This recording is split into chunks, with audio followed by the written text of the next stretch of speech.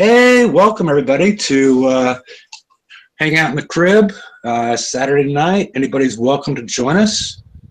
I just posted a link on the right-hand side. We can talk about the raid. I don't know that we want to talk about the FM anymore, unless there's been some news that Rampage has dropped on us in the last hour that I'm not aware of. Anybody aware of anything that he's done in the last hour or so, or since yesterday? Okay. So, yeah, feel welcome. I don't think there's much more we have to say on that. We have 4,000 posts of people talking about it, and several hours of people complaining about it on the shows, and I haven't seen that we've any of that has actually gotten through to Kickside. So I guess we'll go from left to right on the screen. The Earth. Hi guys. Magic Mike. Hello everybody. Are you Corey Haim or the other Corey? Corey, one of them. Okay. You might be too young to understand that reference. Father George. Evening, everybody. Dr. Death. Hello. Senior Daniel. Hello, everyone. And Two Doors. Science. I was waiting for him to say it burns. Yeah, he doesn't. He only does that when I sort of mess up the lead-in. The game is on fire, and a good chunk of my home state is also on fire. Okay. And this is Hefe. I think everybody that's probably on the panel, except for with the exception of Earth, who left for a period of time, is probably doing really well in the raid. If you have fully outfitted fangs or hunters or whatnot, especially the fangs. I don't have fully outfitted hunters, but I found it to be a surprisingly easy raid. And we're going to have some slides with some tips on that, on the Fangtooth, the new Fangtooth target, and try and step through and find some places that you can snipe things and potentially take a little less damage, and some potential tips on people that aren't at full strength with their Fangtooths. You know, if maybe you only have 4 built or something like that, where you can use that target to your benefit. It may take a while, but I still think you can get through them with minimal damage. So I guess, I don't know. Should we start with Earth, since Earth's the one that's I think I know what everybody else is going to say. You know, well, unless there's hunter stuff, but Earth's in a different situation that may relate better to some of the people watching the show that doesn't have the full kit as of yet, and how the raid is going. Yeah, so I mean, I've had a little bit of help from some of the guys. I'm actually not doing too badly. I've got the Phantom Gluttony sorted, and I'm halfway to the weapon, so it's not too bad. But I've really just been hitting like 40s, to be honest, with my Tide Seekers. Because if you go into like the 60s, you're looking at like 5.5 hour repair, first set of 60s. Tide Seekers, right? It's very, yeah, with Tide Seekers. So it's very much a kind of raid of two halves, the haves and the have-nots. Has the A set changed? Like, I haven't tried the A set, but I know last raid people were doing the A sets with the tides. I haven't actually bothered trying, but you know. What weapon do you have on your tides? I've got the Gatlins on there. Okay, yeah, because some people were able to do it that had the houndstooth on them. Yep. You know, and that's like another step up for people that don't have the hulls built, but potentially got the houndstooth depth charge in the TLC where it was released. I'm kind of curious, Earth, do you have the Phantom Fang yet? No. And I haven't got any fangs, and I haven't got the at all, really. So I've So got Hunters building, so I thought, well, I'll go for the Phantom Gluttony because I want it for a different purpose. And I was looking mostly because I wanted the new weapon. So I've kind of thought, well, I'll hold off on the Fangs and the Delirium Torps because I want the new weapons. So then there's no point in me getting the Fang and then not having the new Torps to put on it, because the Sharon's like less than half the damage of the newer Torps. So I thought The Delirium. Yeah. Delirium. Yeah. See, I mean, I was actually going to try and segue into the issue that I saw with the Fangtooth, the Phantom being in the locked store. Like, if people are trying to get, you know, the shards for it that couldn't finish the TLC, why are they in the damn locked store? I don't understand that. I mean, that just screws people over for no reason. Yeah, the Twin Blade. No, look, the Twin Blade is down in the unlocked store, but the Phantom Fangtooth shards are in the locked store. That makes zero sense to me. Yeah, I guess they just grouped them all together, decided, okay, if it's a shard, we'll put it there. But yeah, that doesn't make sense because it is the next to the last raid. So are people really going to try and win them in the last raid and build the Phantom Fangtooth for uranium targets? I don't think so. I don't like the idea of Fangtooth plus uranium. I want to go out and get my hunters and go and get uranium and be done. I was hoping they were going to let us have another Apex. I would have built a second fleet.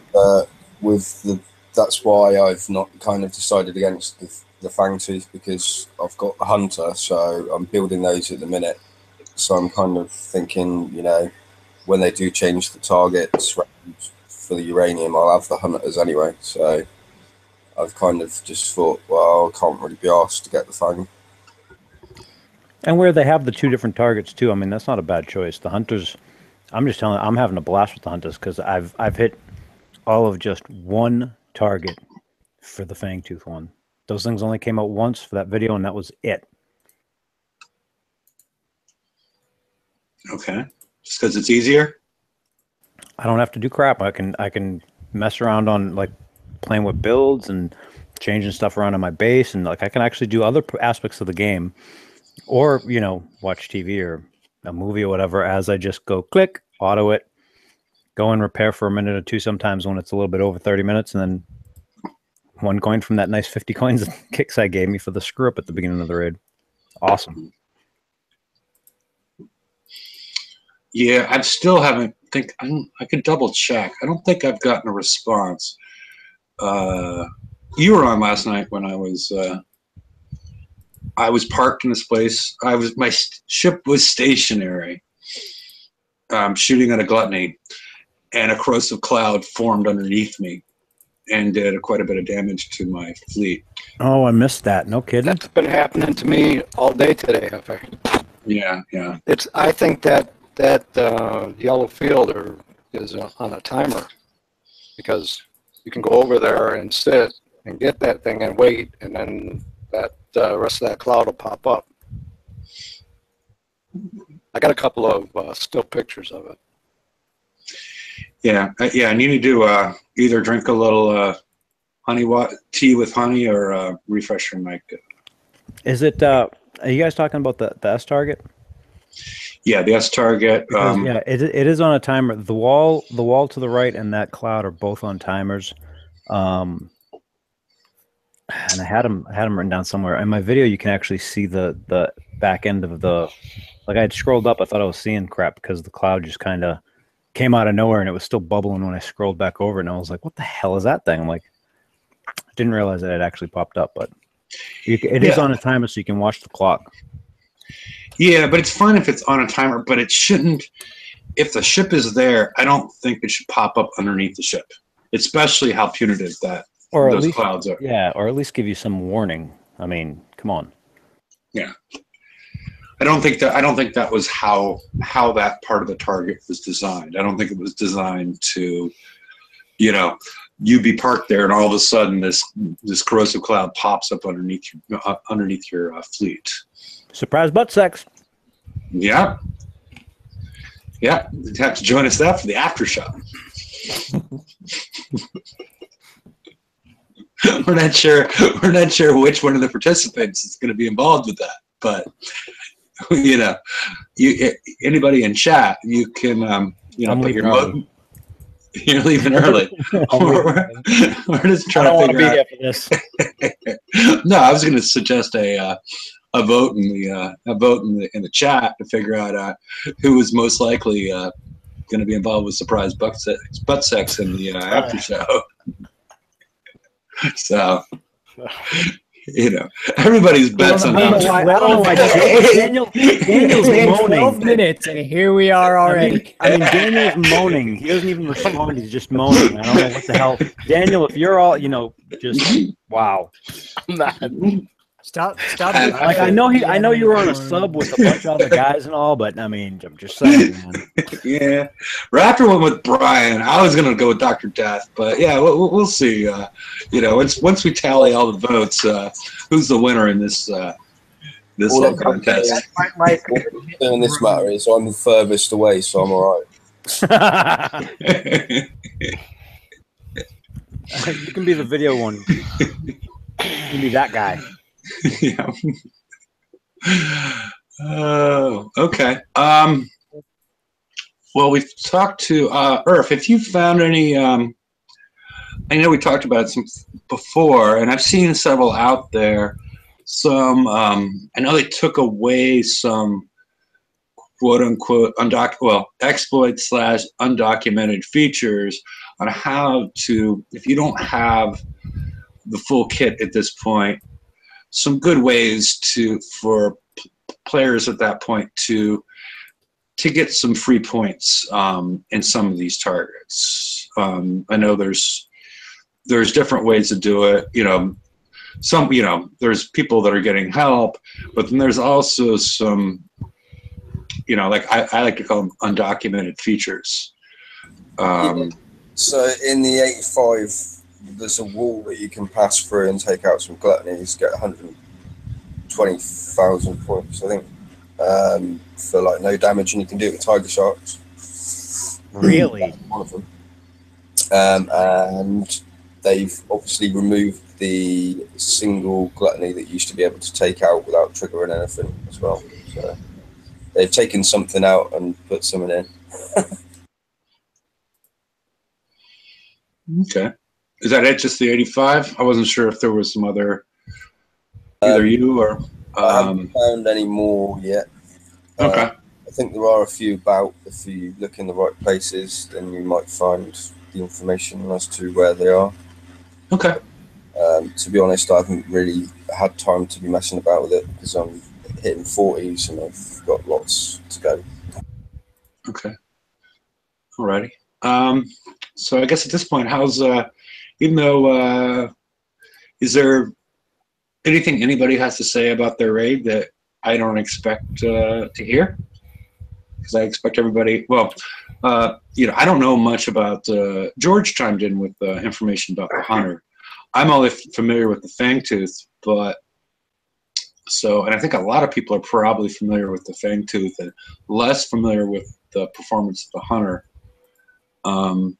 Is there anything new that anybody wants to talk about besides everybody's like, I'm doing great in the raid and it's fairly easy?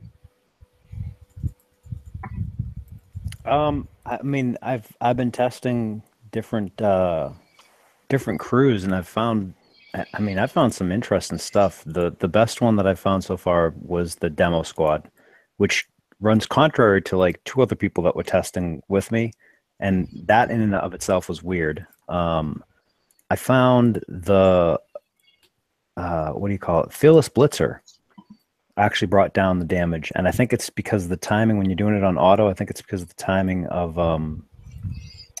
the thorns damage on those subs.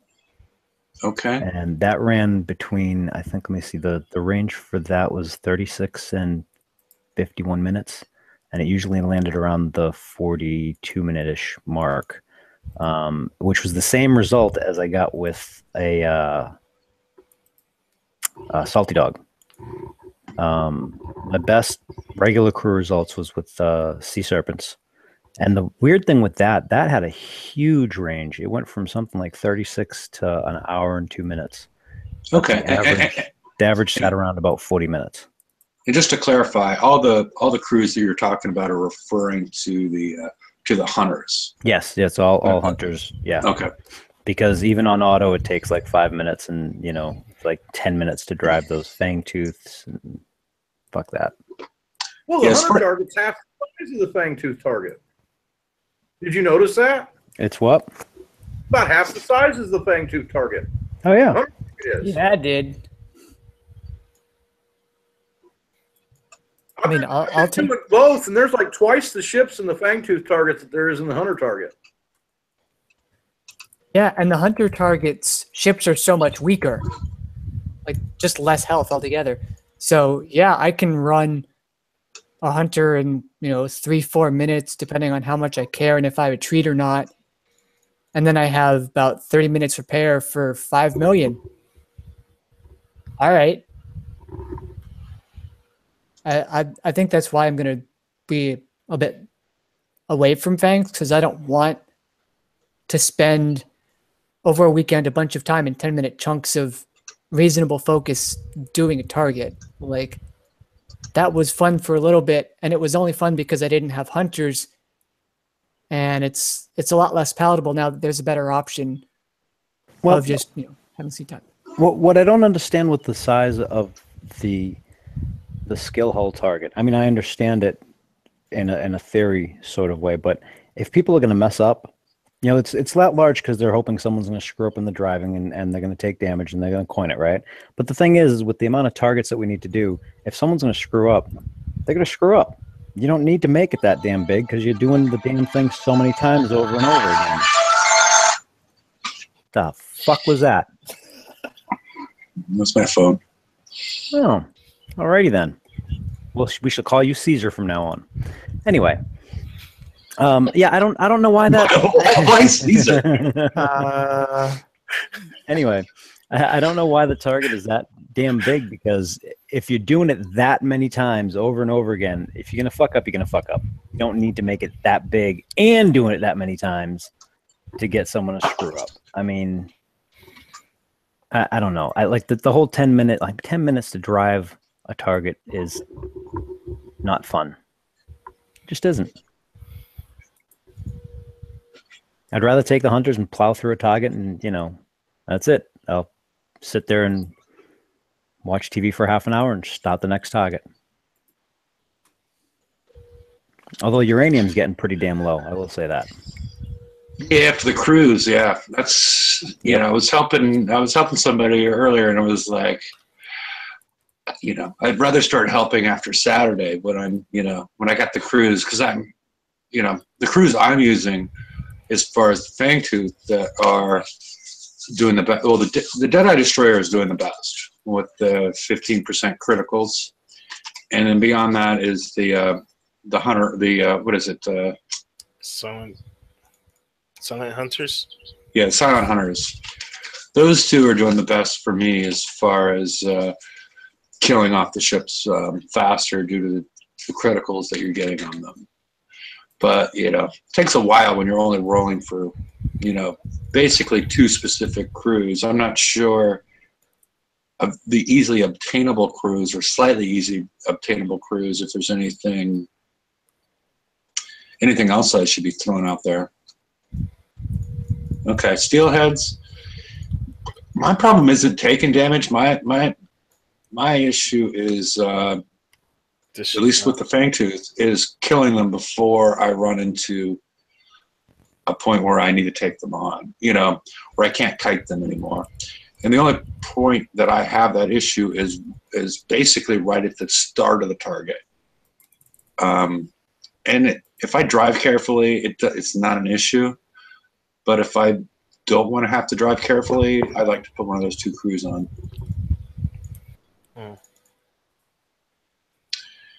We could get to that. Let me see.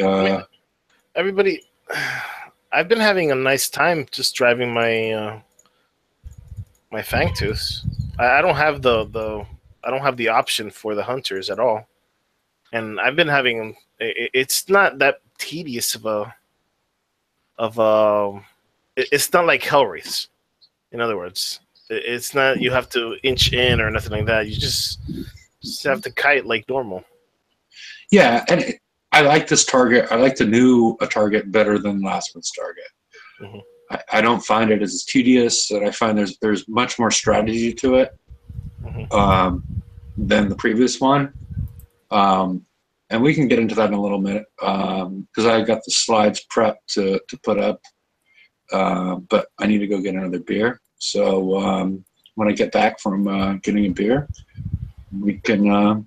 What should we talk about? You should probably grab 2 of them so you don't have to keep on going over. No, then they're freaking warm, George. I'm not drinking warm. They're not going to get warm in 10 minutes, man. Come on. About 30 seconds for him. Get a koozie. Buy yourself one of those little mini fridges. And Get just a have it next to koozie. you. I mean, yeah, something. Damn, man.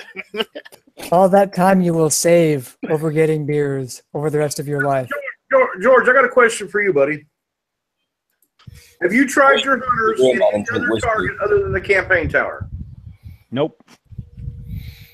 So we don't know how they're going to perform in any of the other targets because, you know, some of them targets, you know, they're going to recycle into uranium targets. Or in a TLC. Or they'll come up with new ones. I mean, shit, we've seen that too. Well, see, the thing I've noticed is because I tried this with both ways. You cannot take the Fangtooths into the hunter target, and you can't take the hunters into the Fangtooth target. I don't know what the dynamics are that they've changed, but they've definitely got it fixed this time that you need to use the right fleet.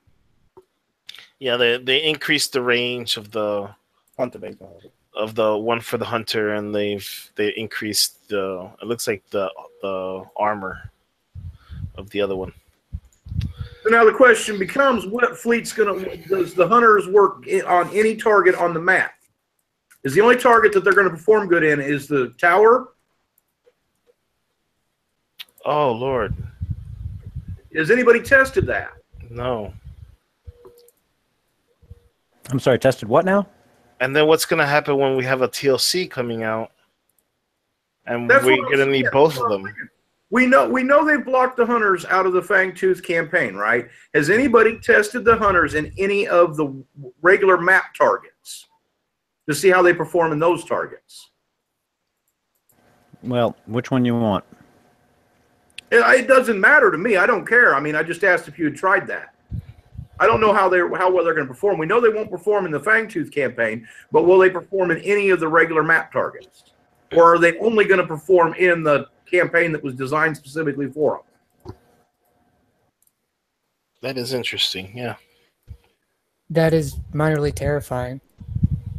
And incredibly bad design if you're going to call something an elite target, yet the lower tier targets would do significantly more damage to the same hull. That shouldn't be the thing, but, you know. Well, I can throw these out into one of them in about 1 minute and 50 seconds. I mean, you understand why I'm asking, right, George? I mean, if for any, for a marker, you probably could use the daily Scourge blockade as some kind of. Well, no, that doesn't work well because I do the daily Scourge blockade for instant repair with my hunters. Yeah, it happened since I first built them. I literally go through all 3 targets for instant repair, and it's all on auto. I don't drive or nothing.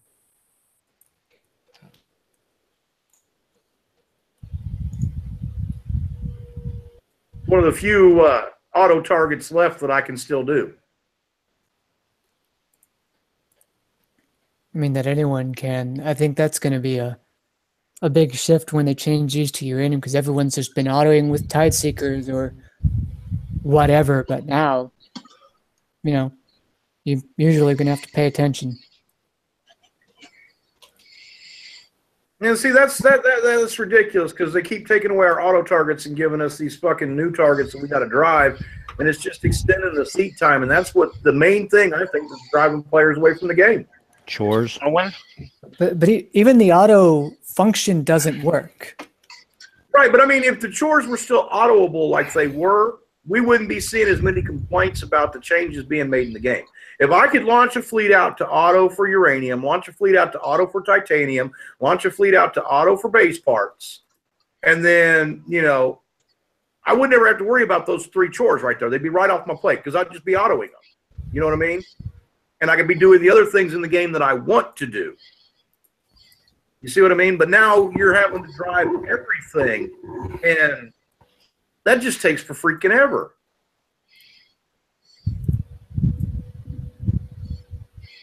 Okay. Should we talk about the... Hold on. I got 3 seconds. Okay. These are ready. What target you want me to try? Okay. What are you doing? I'm trying to test one of the things that, or try something that Glenn was mentioning. You want me to try an A set? Yeah, that'll work. Oh, I'll run an A set. I'll tell you what it is after. I'll auto it too, just to see what happens. Are we watching this or? No. Yeah. Okay. You know what? I should probably record it though, huh? That's not a bad idea. I don't know if I can do that and do the show. And this is gonna be interesting. Okay. Well, we'll talk about the new Fangtooth target while you're doing that. Does that make sense? I'm not sure what you're. Okay. Yeah. Okay. I put up I've broken the new Fangtooth target into 3 sections. This is after I've been sitting here for a little while. My ships are down here. This wall pops up. Let me get back to, I'm on the wrong one. Let's see. Put my pointer on. This wall pops up on a timer. It is possible. You start here. There's your, is this the dagger? It's the Fangtooth and the dagger shark, right? Or what are they? What's this one? I don't know. Okay. The knife. I don't know. Somebody knows what this one is. And then I know what the other one is. Brian, you know?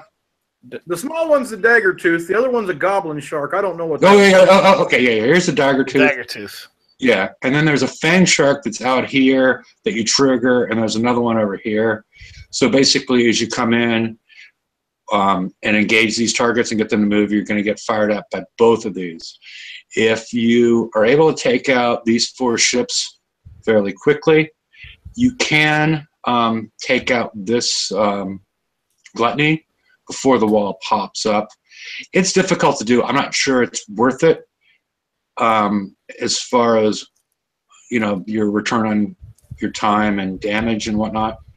But basically, I just go up there and I didn't get the whole part of your landing spot, but I just go around clockwise and drive it tightly. You know, don't spend a lot of time getting away from them. Try to keep them always in range, but always in your range, but always out of their range. And you're going to have more than plenty of time with 5 of them. With 4, I still think you can get it done, especially if you have one of those 2 crews on that are going to provide you silent hunters or deadeye destroyers. They're going to be upping your critical damage, but you got to keep them. You got to keep them close. You can't be jumping way ahead of them and then hitting them again. You need to keep them close if you're less than full power. But that would be one potential thing. If you, because you kill this group off that's over in this area, then you kill this gluttony off, and if you have time, you can sneak over here.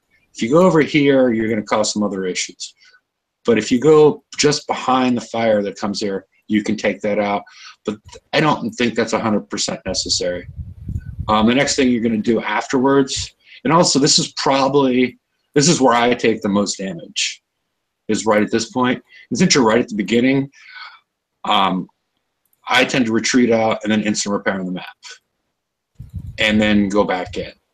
And then I go and engage this group up here, and we'll go to the next slide. We have that one. There's about 5 or 6 ships.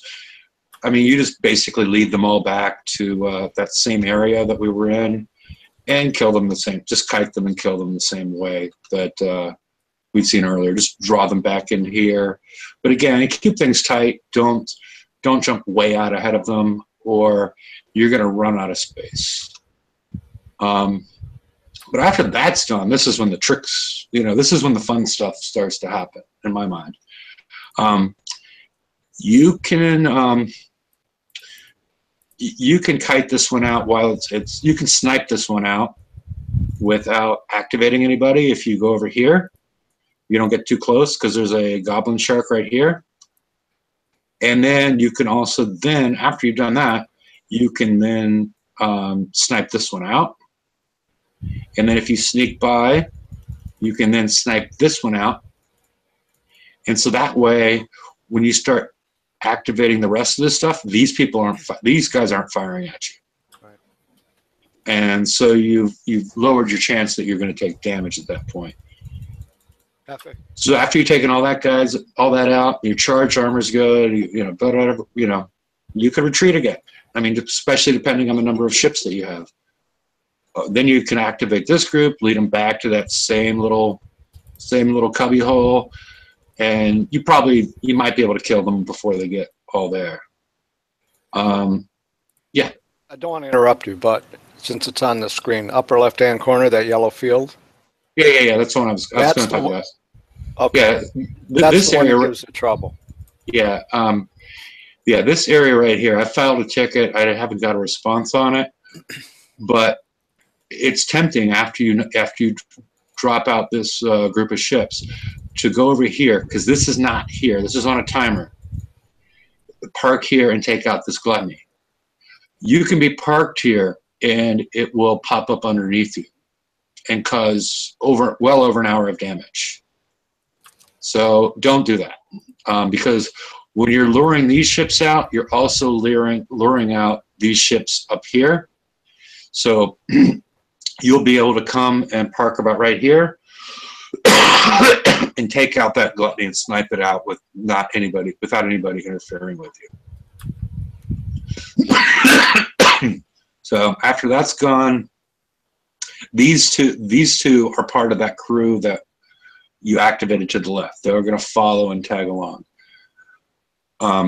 Then just activate this group, lead them back, Then you can just drive over here afterwards, take out this gluttony. Then you can snipe out. You can snipe that nobody's firing at you if you've done it according to this. You can also snipe out this Nighthawk as long as you take it from this angle. You can snipe this Nighthawk out, and before you activate this whole crew, because it does not have any thermal. After you do that, I come down around here and activate it with the ECM destroyer first, because it's the fastest of them and it's going to be lowering your reload. And so you can take that guy out. You're going to activate the whole group, but you want to take him out first. And there's another one over here. And then just let them trail down. But remember, these ECMs are faster than everybody else. So I'm not terribly aggressive with these guys until this ECM is the leading ship. And then I take out the ECM. And then I take out the prototype hunters. It's a little tricky at times to get the right ones. The Nighthawks are firing at what appears about 8 torpedoes. They don't have any thermal. So once I take out these prototype hunters, these guys are blind. And so you can just, you can take them out without any issue. But if you go back here, if you're less than full powered, if you don't have all the best all the subs maxed up, the way you drive when these guys are following you, you can cut a corner here, and they're driving in a straight line. They don't pay attention, and your ships don't pay attention to these walls that pop up. So if you're afraid that there's too many ships after you, you cut a harder corner here, as opposed to if you're at full speed, you're going to want to go straight out here and draw them all behind you. But if you have less firepower, you're going to want to cut it this way and keep several of them caught back behind this wall that you can refresh and go back to them later. And also, if you're still having an issue with too many, you're less underpowered, because you're faster than them, at least my ships are faster than them, is come here and cut this corner and cut some of them off and trap them on the walls so you're not overwhelmed with a large number of ships. So it's, I don't know, that's the way I've been doing it, as far as trying to deal with the number of ships that you have to do and the amount of damage and the amount of space that you have. So it's, you know, okay. That's about it I had on that. I was just trying to go through the target, because I've seen some videos, and certain people are, in the videos, they aren't picking off all these basically low-hanging fruit that I pointed out with, like this one and that one and this one. I'm kind of curious, how long does it take you to run that target doing all that? It depends on the retreats. I mean, it takes me a while. I mean, and some of the stuff is I'm recommending for people that have underpowered fleets, because you're much better off hitting this target than trying to do the A set. Yeah, man, I can tell you, I'll say the same thing about the damn hunters, because I did an 83 and an 81 now, and the 83 did as much damage to me as the S target.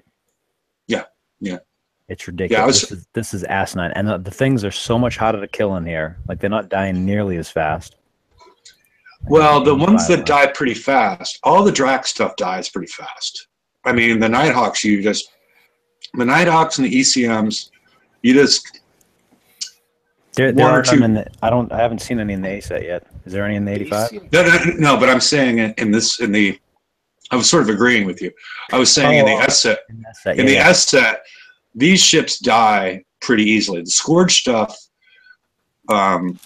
is much harder to kill than the Drac stuff here at the back. The Drac stuff dies much faster.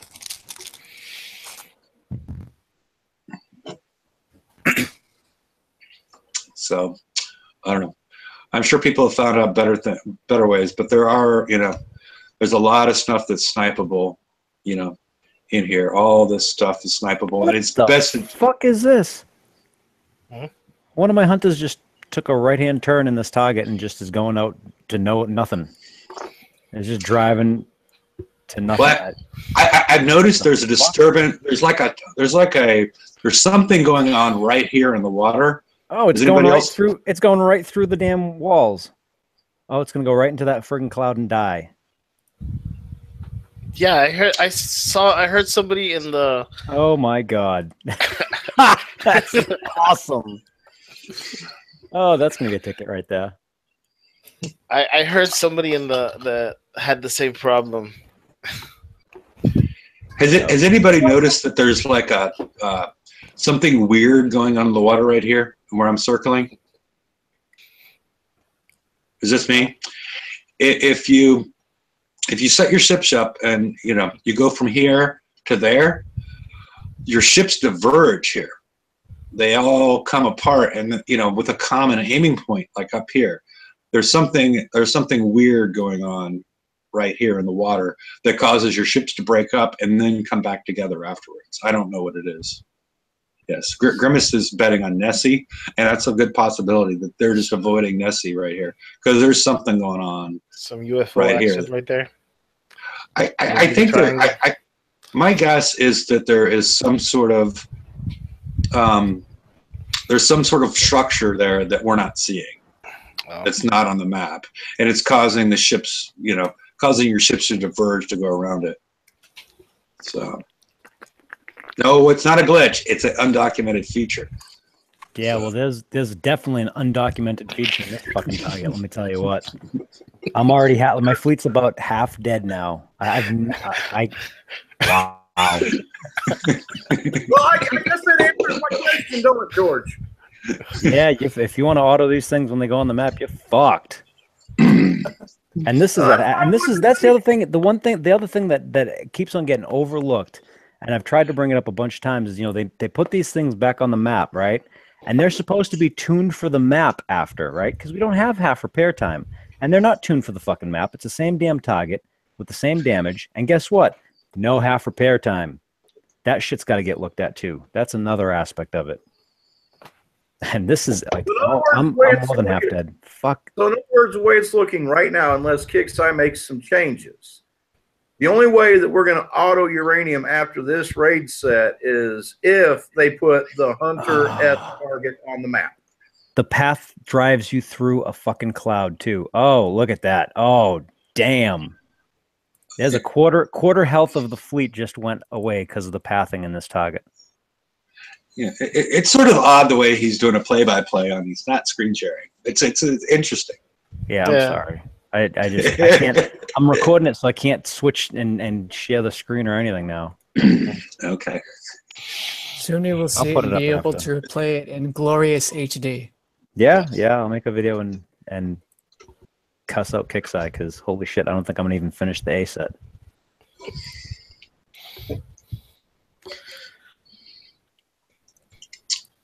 Something that it's the new armor special is the CTX, right? We were talking about that on the pre-show. I don't think we brought it up on the show, right? No. Okay. The CTX is the new special armor special for the raid, and I contacted GDA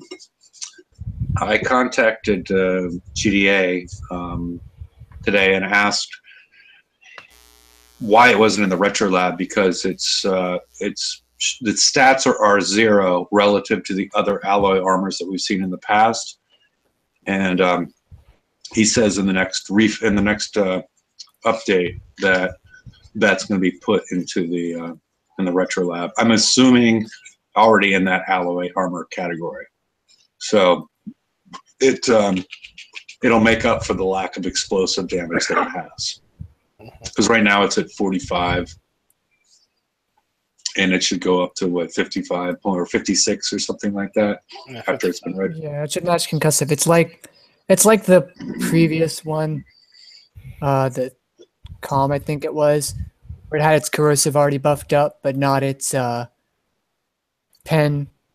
But in the retro lab, takes care of penetration. So. Actually, the Calm didn't give you that much corrosive. They decided it should have given you 55%. It's only 45. Corrosive? I'll take a look. Yeah, I saw it like when it's 50. It's high corrosive, low explosive. Yeah. So it's 56 or whatever, 55, 56 corrosive or concussive. Yeah, this one's. Oh wow! Yeah, no, you're right. What? Okay, well, they screwed that up. Yeah, but they're going to fix it. They'll fix it. Yeah, they're going to fix it by next week. But it's interesting that we're not going to, for the final raid cycle, we're not going to see the performance of the Hunter with that special versus using ablative. We don't know which is going to be the better performer, because right now the Hunter with that special is probably underperforming with 10% less explosive resistance than it should. Yes, I had it on one of mine and I took it off. You're gargling again. Yeah, we need to all chip in and get Mike some Hall of Lozenges. Nah, this is brand new. I'm sorry. It's okay. He's having the same problem I had. I mean, the thing is, though, with hunters in particular, you don't need that much explosive defense because you already have, like, I think it's over 90% splash damage reduction and 1,000 ship deflection in addition to whatever you get from your explosive defense. And if you do it right, well, no, for explosive, it's splash, so you can't just lead with your tank. But you're probably fine. Yeah, but what is the most predominant damage type in the target? To me it seems like it's explosive. because I'll scroll back up. I did this math for TFC a couple days ago. Let me find it. Because it doesn't matter. It just doesn't. It's a couple percentage points difference. And that would really mean something if all we were talking about was explosive. Did you take into account that people contacted GDA and found out that the depth charges do explosive damage instead of concussive? I told you guys that last month. That's been confirmed by Kickside. The only thing concussive in the target. It's actually a mix. it's a mix. Yeah. Okay, It's so not just one damage. with 5 ships in AA3, 97.9% explosive defense. With CTX3, 93.7, and that's before the fix that's coming next week. So really, it's going to be like 94.3 or whatever. It's another 10% of that. Splash damage reduction at 92.3%. Concussive defense, CTX is 93.5. AA3, it's 89.1. This doesn't count the lead ship because the lead ship has different stats. I don't care about that math. Shut up and put it in front. This doesn't count any benefits that you get from any charged armor. You go figure that out yourself. Look at the shipyard. It's fine. Because at minimum, we have a 93.7% reduction and then a 92.3% reduction and then 1,000 deflection. You're probably fine. In fact, let me reverse engineer the math. So divide that by 1 minus that. So 7.7, and then divide that by 1 minus CTX is 6.3. Yeah. If a single instance that is 1 pellet from a multi-shot, that 1 pellet deals less than about 206,000 damage, you're fine. I think it's going to be okay. And again, this is if you don't put any charged X on or whatever. So I think loading up with concussive defense, both in the form of CT armors and in the form of CTX3, I think that's going to be the way to go going forward.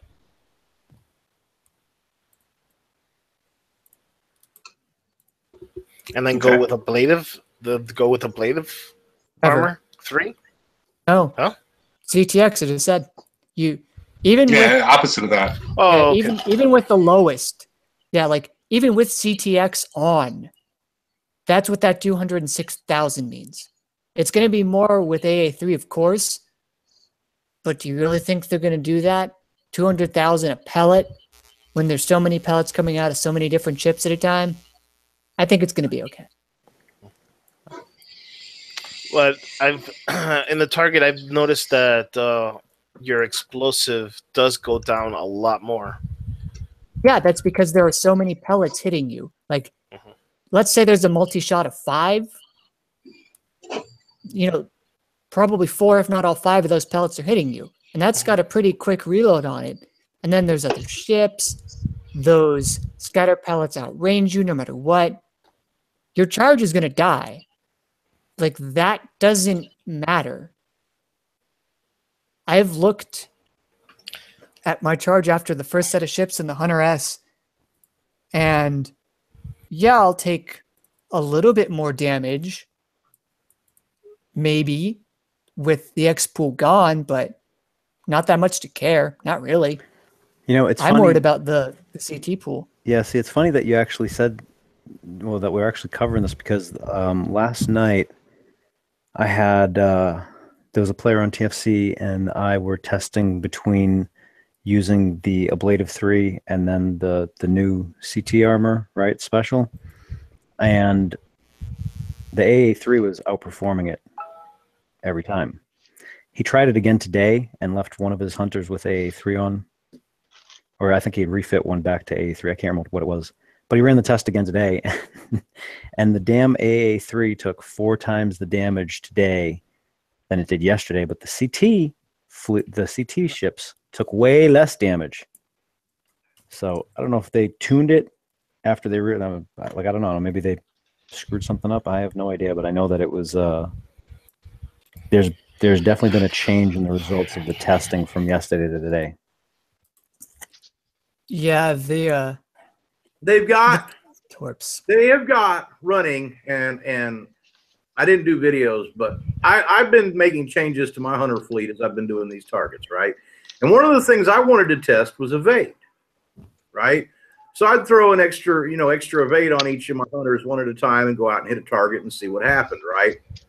And I noticed when the first ship I put evade on, it didn't take even a hit. It got a little bit of splash, had like 2 minutes of damage off the target, and that was it, right? Were you autoing or driving? Autoing. The other ships had their standard amount, same amount of damage they normally take, right? So then I put a second ship that boosted the evade on it. And neither one of those ships got fired upon. It was the other 3 ships. All the way down to where I had my last ship that I didn't have evade on. And for some reason, that was the ship everything targeted. Well, so they've got some kind of key priority targeting in there that is targeting the weakest ship in your fleet, and that's what they're going to watch. I don't know, because I've run targeted a dozen times. Well, more than a dozen times, several times. I keep on hearing myself in friggin' his mic. But anyway, number 2 and number 5, those are the 2 ships that get hit. Doesn't matter which way you shuffle the fleet or anything. Number 2 and number 5 are the 2 positions that you get hit with the most damage when you're autoing that target. It's been consistent through I don't know however many I've run. 38 targets, something like that, 40 targets.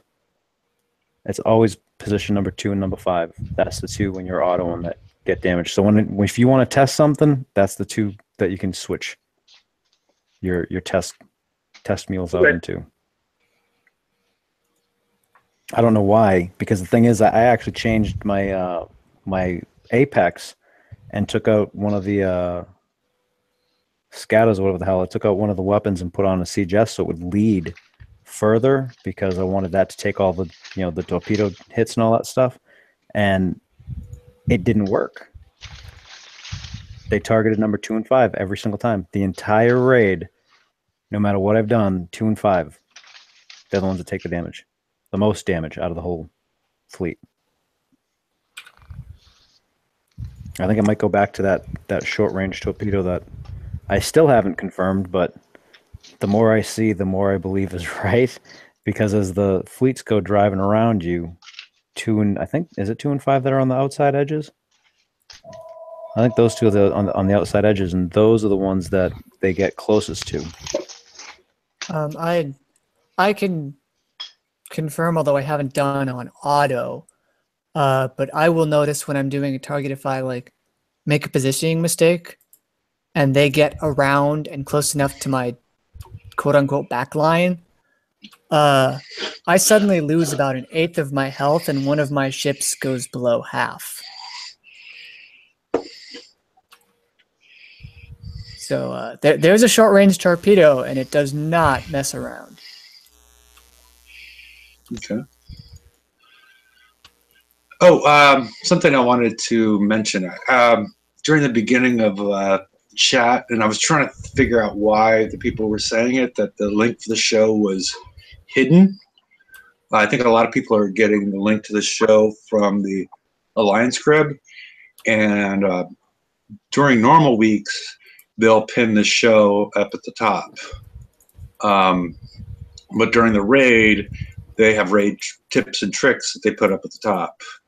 So you can either follow the Battle Pirates crib on Facebook and get notifications, or you can subscribe to the show and whatnot. That way you can, you can find us, during those odd raid weeks. I feel very I'm not going to use the word, but normally I don't mention those kind of things, but just because people brought it up that they thought the link to the show was hidden. Just wanted to bring that up. It only really normally happens on raid weeks. Why was it saying hidden? I saw it. I mean, I saw the link showed fine for me.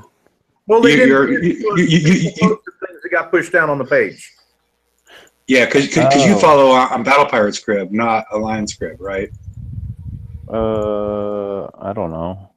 Okay, yeah, you find it on, well, and I sent you the link, but the Alliance Crib during raid weeks they have tips and tricks that they put up at the top, and so the show post falls down the list, and the other 3 weeks out of the month or 2 weeks or who knows, it may only be every week, 1 week out of the month, the way things are going, the wheel fall down the list, and a lot of people may not see it during raid week, unless either subscribe to the YouTube channel, or the secondary thing is to follow the Battle Pirates Crib on Facebook. Follow that, and then you'll get the notifications. So just wanted to bring that up. So has anybody been hitting the A-sets driving with hunters? Not I. Nope. No, Nope. I have not. How did your auto go on that last target? You were taking a beating, it sounded like. I died at the same time they died, so I got credit for the A-set, and I got 6 hours and something fucking repair. I'm not a happy camper about this shit. Not even a little bit. So I must have missed something. Have they turned the damage up or what? No, I was doing it on auto. When I started the target, the far right ship decided it was going on a fucking picnic trip and drove off to the side, went through the wall, drove into the clouds, and died. Wow. And then I can't remember if it was that target. I think in the 81 part of the auto driving sequence brings you through a fucking cloud. I mean, it's a unmitigated fucking disaster. Like, I have no fucking idea. I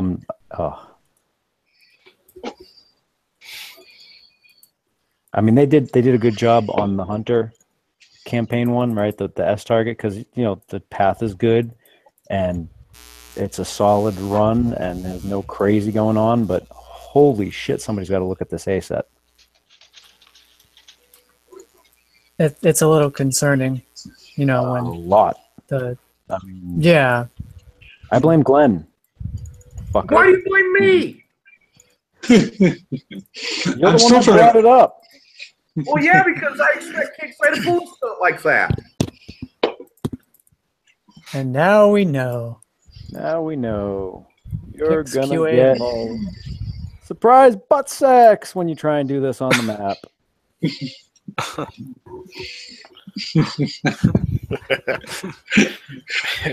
Don't put midget. Yeah. Oh, and also we are a bastion of hope for the Battle Pirates community. Yeah, speaking of midget porn, yeah, if you do follow the Battle Pirates Crib, there's not a lot of posts. You're not gonna get harassed by a lot of posts and notifications, because it's not really like it's not like TFC where it's communicating about old things in the game and chatting and posts. It's basically just notifications for the show. Besides, occasionally Earth will post some midget porn. And yeah, I'm going to start posting a lot more videos and sort of like tips and tips and tricks kind of stuff on there, and some builds and stuff as well. So I know, you slacker. What the hell's taking you so long? Yeah, well, I'm kind of like sorting out my alliances one at the minute, and then as soon as I've done that, I'll transfer it across. But yeah, so I will be getting round to it.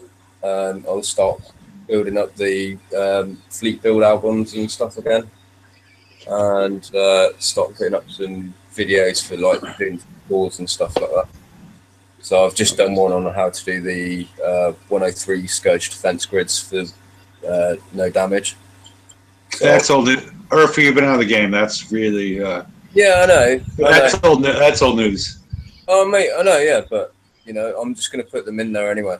So okay. I mean, they're good reference points anyway. I mean, you know, I'm kind of curious now that I've done this A set. Like, I want to know, because the targets seem long as shit. Like those things really look like they're tuned for the fang tooth, and not even a little for the hunter. I mean, not even a little.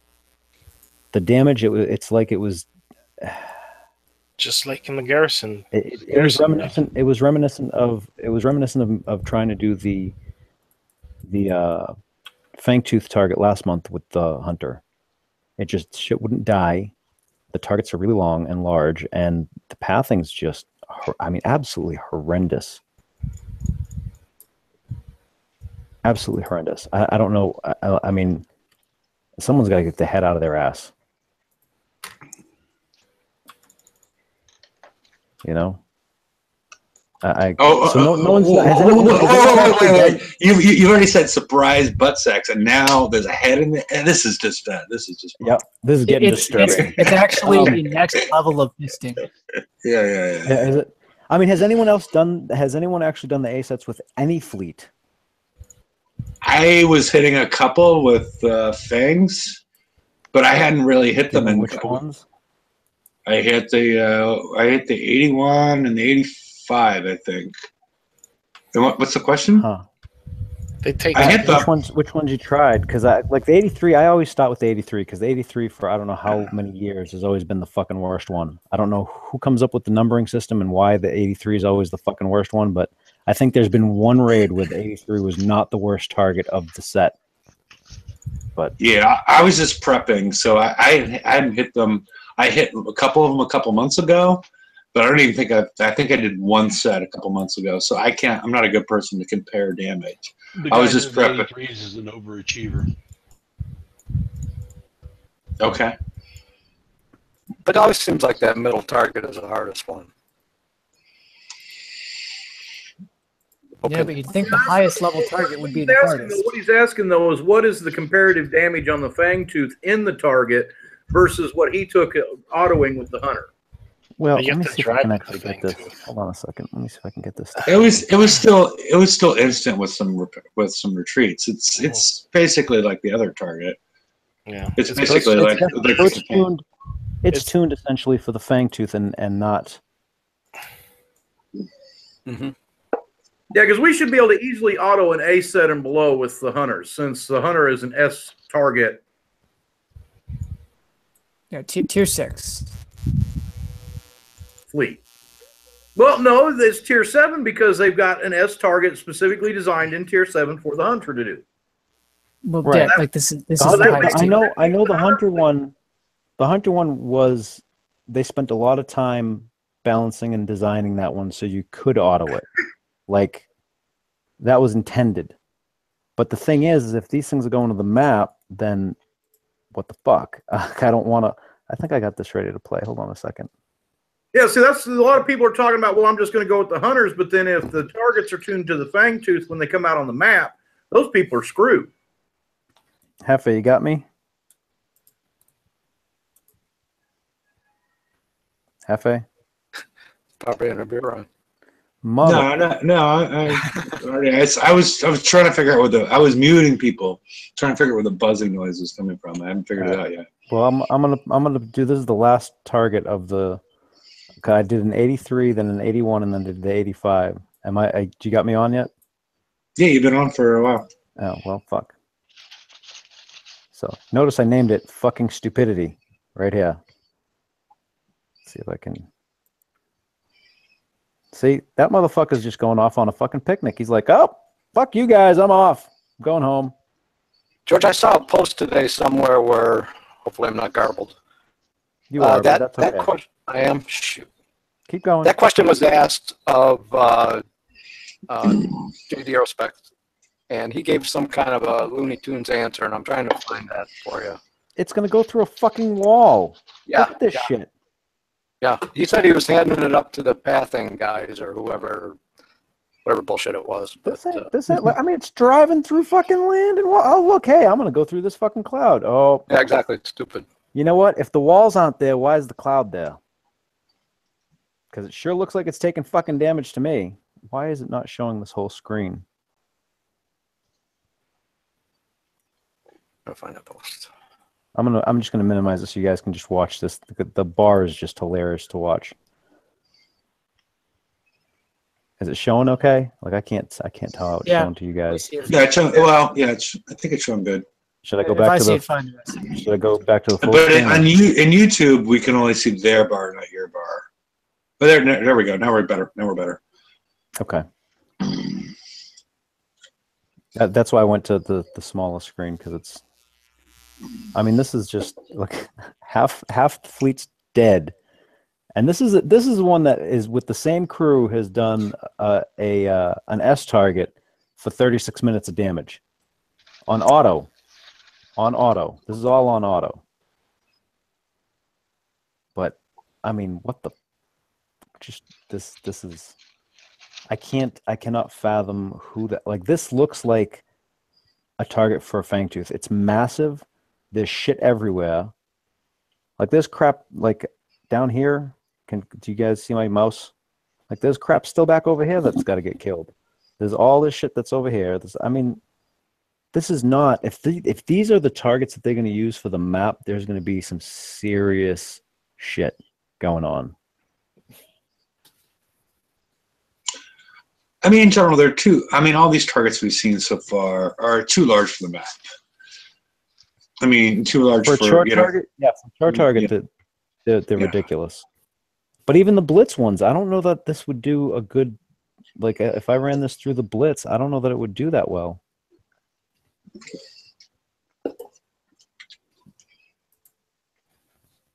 It's just.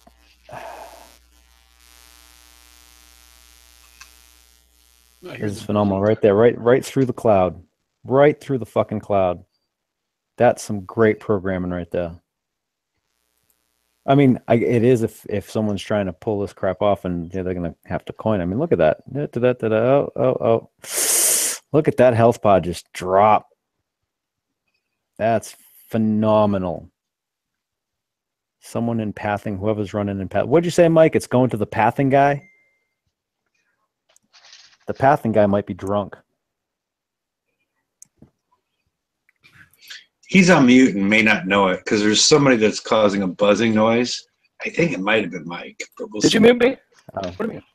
Yeah, because there's every once in a while there's a buzzing noise that pops up. Okay, I guess I was talking to myself. Yes, I did say he was sending it up to the pathing guys. I'm trying to find that post because it was pretty much saying what you're showing.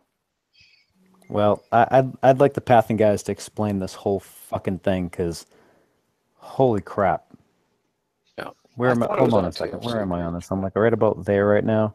I just want to check how much health did we have when we came in? More than 3/4. And now we're at, yeah.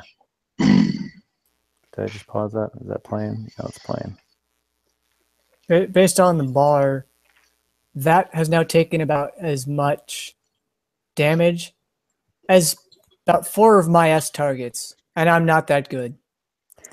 You know what? Here's the other thing too. I ran this crew with a demo squad and ran S targets back to back. Okay. I think I took less damage.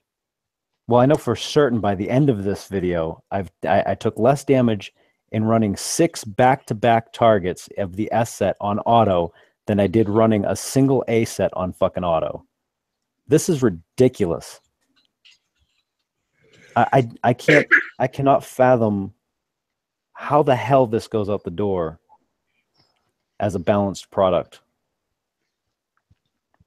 Unless you're not supposed to use the hunters and anything but that 1S target, which in and of itself sounds crazy to me. Yeah, that is what it looks like. Well, that's in practice. I mean, you know, actions speak louder than the words. This is what's happening. And the timing on this is perfect. This is great. I love this. The perfect ending So- for a perfect run. Surprise! Oh, everyone's dead. I wonder if Everything- because this is just for you, Brian. Hold the on a minute. Fang- Top corner, top left corner is just for you because everything okay. burns. Oh wait. Everything burns. You like that? That is a little creepy. 6 hours, 13 minutes, 20 seconds damage, or 13 coin for a single A set. Target, or just one target, right? No. That was the entire A set. I had Oh done yeah, everything. but you took All the 3 damage. quarters. Yeah, all the damage. That's where I started. This is the beginning of the 85. So I did that much damage doing an 83 and an 81 on auto, and then this shit happens. I mean, what the fuck? I got a drunk captain. I mean, this motherfucker has been smoking crack or got into some magic mushrooms, or I mean, shit. Who knows? I don't know what the hell that dude's just like fucking out in his own la la land. I mean, shit. He's Superman. He can go right through fucking walls. Look at that crap. So I wonder if this target, I know you mentioned it was more suited for Fangtooth, but what if they created these more for Fangtooth because the Fangtooth was the first tool of the cycle that they released? It's not a good answer by any means. I don't know because the Hunter was around for the first raid as well. So if you're going to have something that's... Well, yeah, but we got the Fangtooth first in the tech store raid. So they and we got the Fangtooth tokens and the Phantom Fang and that one thing. So they probably figured people would be more along making their Fang fleet than their Hunter fleet. And so they made it more for Fangs, but still, again, what is this? It goes back to what Glenn said. These are going to go, if these go on the map, you're boned. And it's not just the 85. All 3 of them have like, I mean, see how long it's taken to kill these ships? I mean, no, all three of them are very, very much tuned for a Fangtooth. They're not Hunter friendly at all. I mean, this is just so the Hunters just get to sit in their own little corner and do their own little target. Yep, that's what it looks like. Which is admittedly much quicker in terms of seat time and a little more in terms of repair, but you can get that down. Looking at raid, we're looking at map when they change this over to make uranium. If this is the way it is when they change it over to make uranium, that means everybody's going to have the full Fang fleet, or they're going to really be boned when it comes to getting uranium for their bases. Yeah. No, I was getting to that, but I don't do anything quickly when I speak. But yeah, no, like this one target is Hunters. And if that one Hunter target doesn't show on the map, like I don't want to go and get uranium in that fashion if I have to do all this. And like, let's remember, hold on now, let's remember, if that's what happens, if they go, oh, well, we're going to put that Hunter target on the map, right? You're not able to do that Hunter target on auto unless you have a completely fitted fleet. I mean, this fleet is top to bottom done. It has all the armor on it. It's got everything. Let's drive through the fucking cloud. This annoys me almost as much as anything else in this target. This is probably my second most annoying thing other than the crazy-ass crackhead driver that I had at the beginning. Why do you even have that little bit of cloud there then? It's not that hard to take this chunk of cloud out to fix the pathing. It's a pathing issue. How does not... I can't believe that nobody at Kixeye went, oh, we're not going to test it on auto to see how the pathing actually works. That's bullshit. Yeah, I mean... Somebody had to have tested this and went, yeah, that's fine, and rubber stamped it. Yeah, I think George, I mean, and the big lesson I think everybody learned is you need to get better at your autoing. I know. I mean, damn. Yeah. Well, no, see, But hey, I can drive through walls, man. Yeah. George, this fits perfectly into Kixeye's logic, though. Think about it. You took your Fangtooths out, or you took your Hunters out, right? You ran a whole A set, and it cost you a fleet. For Kixeye, that's saying, hey, we did great because it wasn't 2 fleets or 3 fleets. They're going to be giving me some freaking gold for this because I'm sending in a ticket and flipping my shit. This is crap.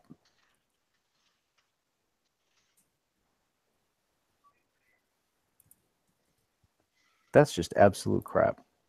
Oh my goodness. I'm still not exactly sure what happened here because I had a quarter of health left.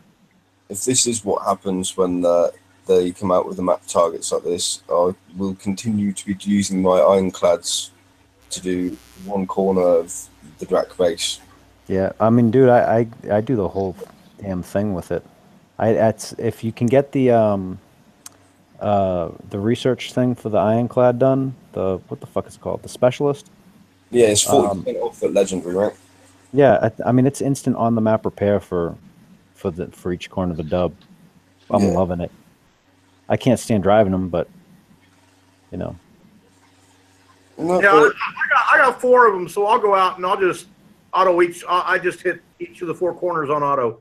Yeah, I refit one for a dub, and I refit 3 of them for the regular Drac bases, so I could do base pots because I can't stand driving that shit either, and I can auto a Drac base for I don't know, something stupid like 11 minutes of damage, 9 minutes of damage. So I'll put the sector into yellow, and then I'll just kill every damn Drac base there is in the sector. Come in, repair for 3 hours slow repair, and then do whatever I got to do in the base. Yeah, that's what I do. No, I don't. I just hit 103s for no damage at 300k a pop, so it's just not easy. I got 4 ironclads built up, and I'll go out with my fangs and pop the sector bar to orange, so all the bases open up.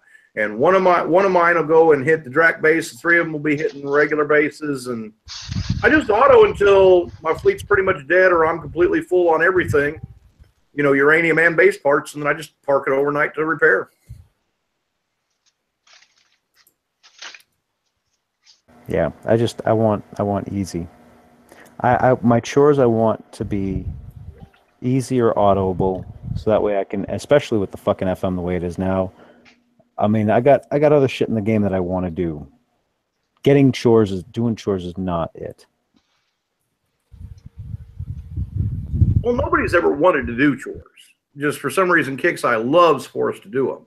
They'd much rather we be doing their chores and their TLCs and everything else than hitting other players' bases.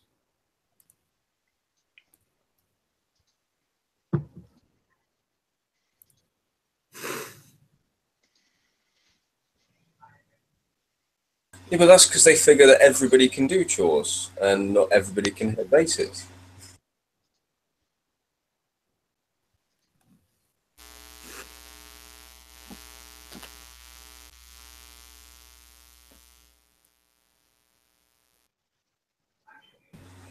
But the way they're changing the chores, not everybody can do them. Well, exactly. That's what I was kind of getting at. Things are changing so quickly. You always used to be able to either do the chores or do the base hitting. So, if you were in a position where you couldn't hit bases, you usually were in a position where you'd be able to do all of the PvE quite easily. So you'd at least be able to do something. Now it's getting to a point where a lot of people are like, well, I can't hit bases, can't do the Forsaken mission, can't do this, I can't do that. What is the actual fucking point of me playing? Yeah, sadly, Earth, that's true. I mean, that is so true. And there's no longer a clear path. There's no longer stepping stones in the game to get players to the point where they can do everything. There used to at least be this, a path that you could follow, and you'd get to the point where you were going to be able to do everything. But now there's not even a path left. They've destroyed the path. You either got to have someone that's going to be prepping targets for you to help you get back up on top, which now even that's been pretty much axed. You know what I mean? Unless you're willing to sit down and spend the time freaking prepping a set. And then you're only going to give them a little over 1 million points for the prep, which that's just ridiculous.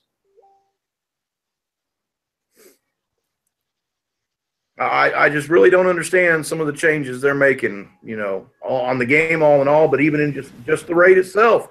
You know, give us back our ability to fucking prep targets for our alliance and stuff. You know, Kickside was generating a ton of income off that. Yeah, I would love to see some co-op come back into the raids. I mean, well, that's the only chance that they're going to have to get the smaller players built up, as if a bigger player takes them under the wing and does it for them. yeah. Well, I mean, look, we've seen the community has absolutely flipped their collective shits. So I'm sure next week we're going to see some changes coming, or at least some movement. I mean, I don't know. I can't see them leaving it the way it is right now. It's untenable. Like, in every sense of the word. It comes to something when I'm at level 111 and I can't do the raid. Well, the raid's not there. That's because you took a year off. Well, yeah, I know, but still, I should be able to do it, really. I've been playing for 7 years straight. I haven't taken any time off. And I can't imagine trying to do the FM if they want me to participate in bounty and like 3 garrison TLCs at the same time. And I haven't taken any time off and whatnot. That's not listening to your community. I mean, you took a year off and you're having a hard time in one raid. That's the way I see it personally. Yeah, that's the only thing that I've really struggled with is the raid. I mean, I've done everything else fairly well, and I've caught up pretty much on the FM. I've got 3 prizes left to get in tier 5. That's it. Oh, we got it. We just got an update, I think, from Rampage. I haven't read it. Yes, but there's a bridge target. I guess let me share this so we can all read together. Yeah, there's going to be another target. It's going to be the 111. So it's going to be less. I'm sorry. I'm multitasking. So it's going to be similar to the 115, but it's going to have less damage and smaller point payout. And I think is in here. See, I'm trying to remember and go by. What's he have? Okay, so the 115 target, they're going to be removing the Legion ships. So instead, hold on. Instead, there's going to be a fleet of Drac ships that are going to be docked and defending their base. Primary weapons are going to be UAVs. So, Judge. Just saying. So that's been kicking for a little bit. That just went public. No, I guess. Okay. So you're going to want your Gelos in there as well, anyway, aren't you? Because they're going to shoot down all those UAVs, lovely for you. Yeah, UAVs are pen damage. It's technically okay, but oh god, what if they chain? Oh, they're definitely going to chain. I mean, come on. And that's, given the way the 115 is now too, like, I don't know where it's going to be coming from, but does that mean that they're going to take away from the cold snap defense? Because you can only shoot at one. I'm going to reserve my judgment until I see the target. However, they have to balance it. I mean, I know the bet. See, if they're gonna keep the 115, the balance point is going to be about the same damage somewhere, right? And I'm just telling you, if I got to refit that fleet again, I am going to be a little bit perturbed. I mean, yeah, like the 115 wasn't even balanced for what we had as players when it was introduced. So they're kind of sucking at this whole game balance and game design thing. Well, now we can kind of, though, see where they were coming from with their 6 million Gales on their recommended fleets for use. They can go. Oh no, he linked it into the FM update discussion. If you want to say something. No. That's fair. That's fair because they're trying to go for 8,000 posts. I mean, he's trying to break new ground as far as what's going on there. And it should go in there. I mean, because I think the higher that number goes, the more feedback they've gotten from the community. They can't kill that post. People are going to be angry if they kill that post in some way. So I'm fine with them putting it there because it's going to go at the end. But why can't they just make it its own standalone thing? But why? But why? So you don't have to go through 4,000 posts. No, you're not going to. I'm going to tell you, Brian. You don't have to read from the beginning. You can click on the last page. Yeah, and look, here's the thing too. With that target, like you said, so it's going to be buried. Yeah, the whole thing's going to be a mess. I mean, it's no matter what they do, even if they started a new thread, it's going to be a mess. It's the forums. I mean, they got to get that shit's got to get cleaned up. But anyway, going back to the change, what I'm more concerned about is if the UAVs come in, is it going to offset your countermeasures? That's a huge thing because a lot of people did very specific refits for the 115. And if you go in now and all of a sudden the UAVs are getting in close enough where your antis are starting to shoot at those rather than the cold snaps, I mean, those cold snaps fucking hurt.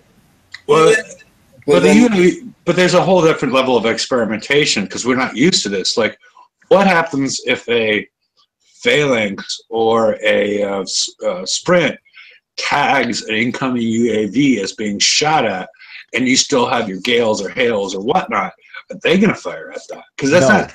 No, that one I already know. If it's a phalanx, sprint, trident, gale, hail, or whatever the hell that other one is, the hells. Yeah, hells. Those once tagged won't. The duality will apparently though. So no, they won't. The duality will fire on a tagged incoming projectile. I know that for a fact. Yeah, that's why we cannot take damage from executioner missiles. It was not working originally.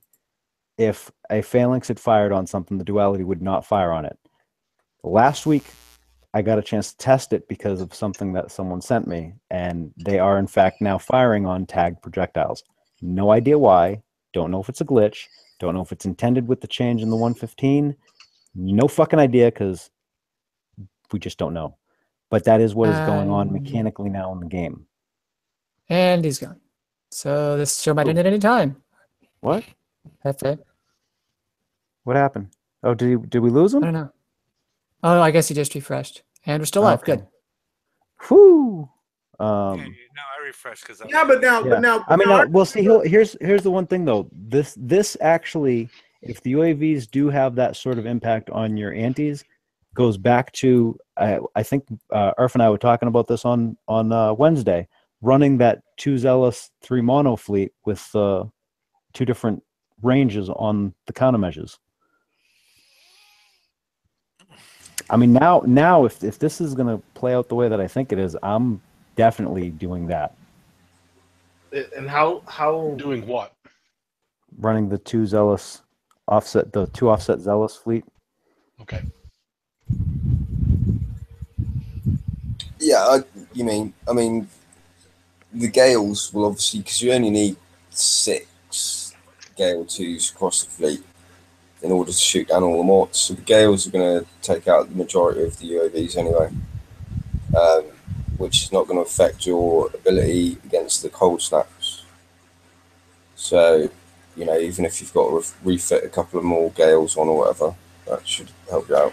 Well, yeah. Well, I was going to run 2 of them in the front one was going to be phalanx and well now I guess Gales for the UAVs, but mostly phalanx and I was going to have what the hell's the other one? Shit, the one that's a missile and a countermeasure together, not the trident. The Switchblade. Thank you, the switchblade. I was going to run those with frontline countermeasure to give them a bunch of range, and then I was going to have the second Zealous offset just a bit on speed, so it's behind the first Zealous, and that was going to have with no countermeasure buff like for range, but I was going to put on the holy crap, I can't think right now. The reload one that's from the sub thing. Deep sea countermeasure? Thank you. Yes, the deep sea. Well, the deep sea reload thingy, whatever the hell it is. Yeah. So that way, when I got up close to any of the cold snaps, I'd be killing, or I'd be hopefully killing any of the missiles coming in. The duality of the first one wouldn't be used yet, and then any cold snaps or anything that would fire would get shot at by both Zealous' duality and the say sprigs. that the seismic rounds do make a lot of difference because of the projectile speed of the countermeasures. You're hitting the incoming projectiles further out, giving your ship a better chance at. I had that. That was one of the things I was going to try and use to counter the not using a range special. Yeah. I mean, it's a complicated idea and setup for the fleet, but driving it should be easy as piss because I am lazy as hell and I want to drive stacked, and this will let me drive stacked and lazy. So, I mean, that's what it is. I'm a lazy ass pirate. I want to come in, I want to play. Like, if I want to kick around for an hour or two playing the game, then that's what I want to do. I don't want to fuck around for a half an hour trying to hit one target, jumping in and out, and doing this and that, and da-da-da, and jumping through hoops, and fuck that. That's not a game.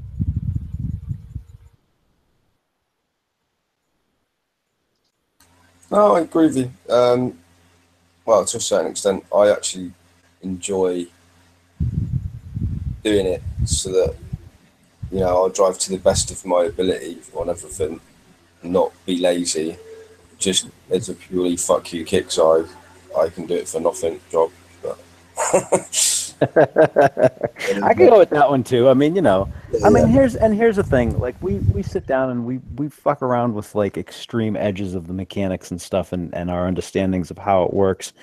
And that's all well and good and it's fun in and of itself, but the other kind of cool thing is that we get to share it and it saves people like headaches and shit. Like I had one person that was he's kind of half meaning it and he's like, I kind of blame people like you for the game because you show all this stuff and then Kixeye has to escalate it and da da da da. And I'm like, part of me is like, yeah, okay.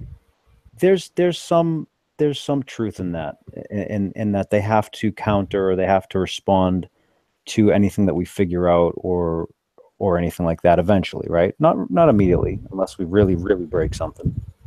But the other side of that is, if we didn't do this, and if there weren't shows and pages, would the game even fucking be here anymore? No, it wouldn't.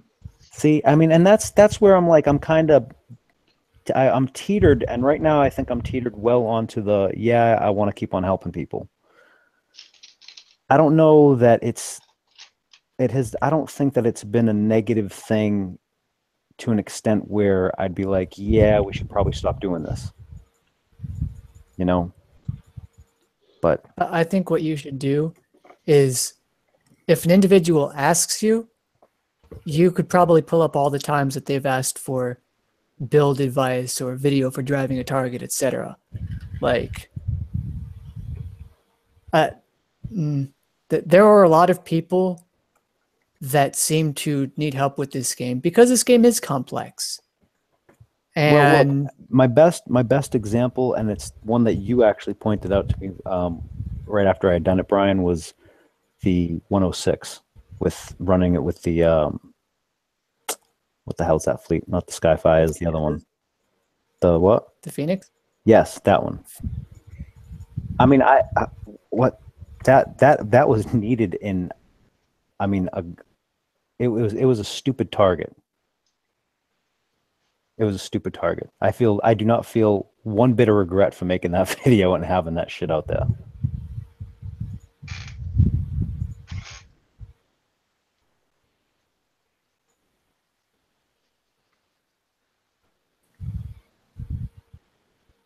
I've been doing help videos and how to do raids for free and stuff like that ever since raids come out. So, I've been doing it for years. I did it to help people because if you don't help them, then they're going to get bored. If they can't figure it out, then they're going to go, well, I've tried to figure it out this way, that way, every way that they know how. And then if they can't figure it out, they just go, well, fuck this. Yep, that's it. Fuck it. I'm done, and that's it. and you know, I don't know. I just Always in the past, I like to help out my farms because otherwise I'm not going to have anybody to farm. Am I? yeah, there it is. But so I mean, Hefe, did you want to read through? Are we going to read through this whole thing, or? I think, you know, it's summarized. I think it's, I mean, I think we could summarize it basically that they're going to have a short-term bridge target, which is going to be with the 111. Let me get Can this you back check in your front. mic, Hefe? You've gone real quiet. Let me move it. That's good. That we're gonna have a bridge target that's the 111, which we it just seems like a baby 115. And there's going to be testing on Monday and Tuesday on this target prior to release, and I guess on Tuesday it'll be a group of, you know, a player group as well. Monday seems like it's all kickside. Tuesday is what, you know. So they're trying to make this target less of an assault. You know, they're trying to take the need to use your Phoenixes or your Skyfires or whatnot into this base and make it easier to complete. I'm not sure what the other aspects are that are going on here that they, because, you know, we've talked about this as a transitional target and things of that nature, which I don't necessarily understand, but it seems like a good move. It seems like a good move without knowing the details, without actually seeing the target.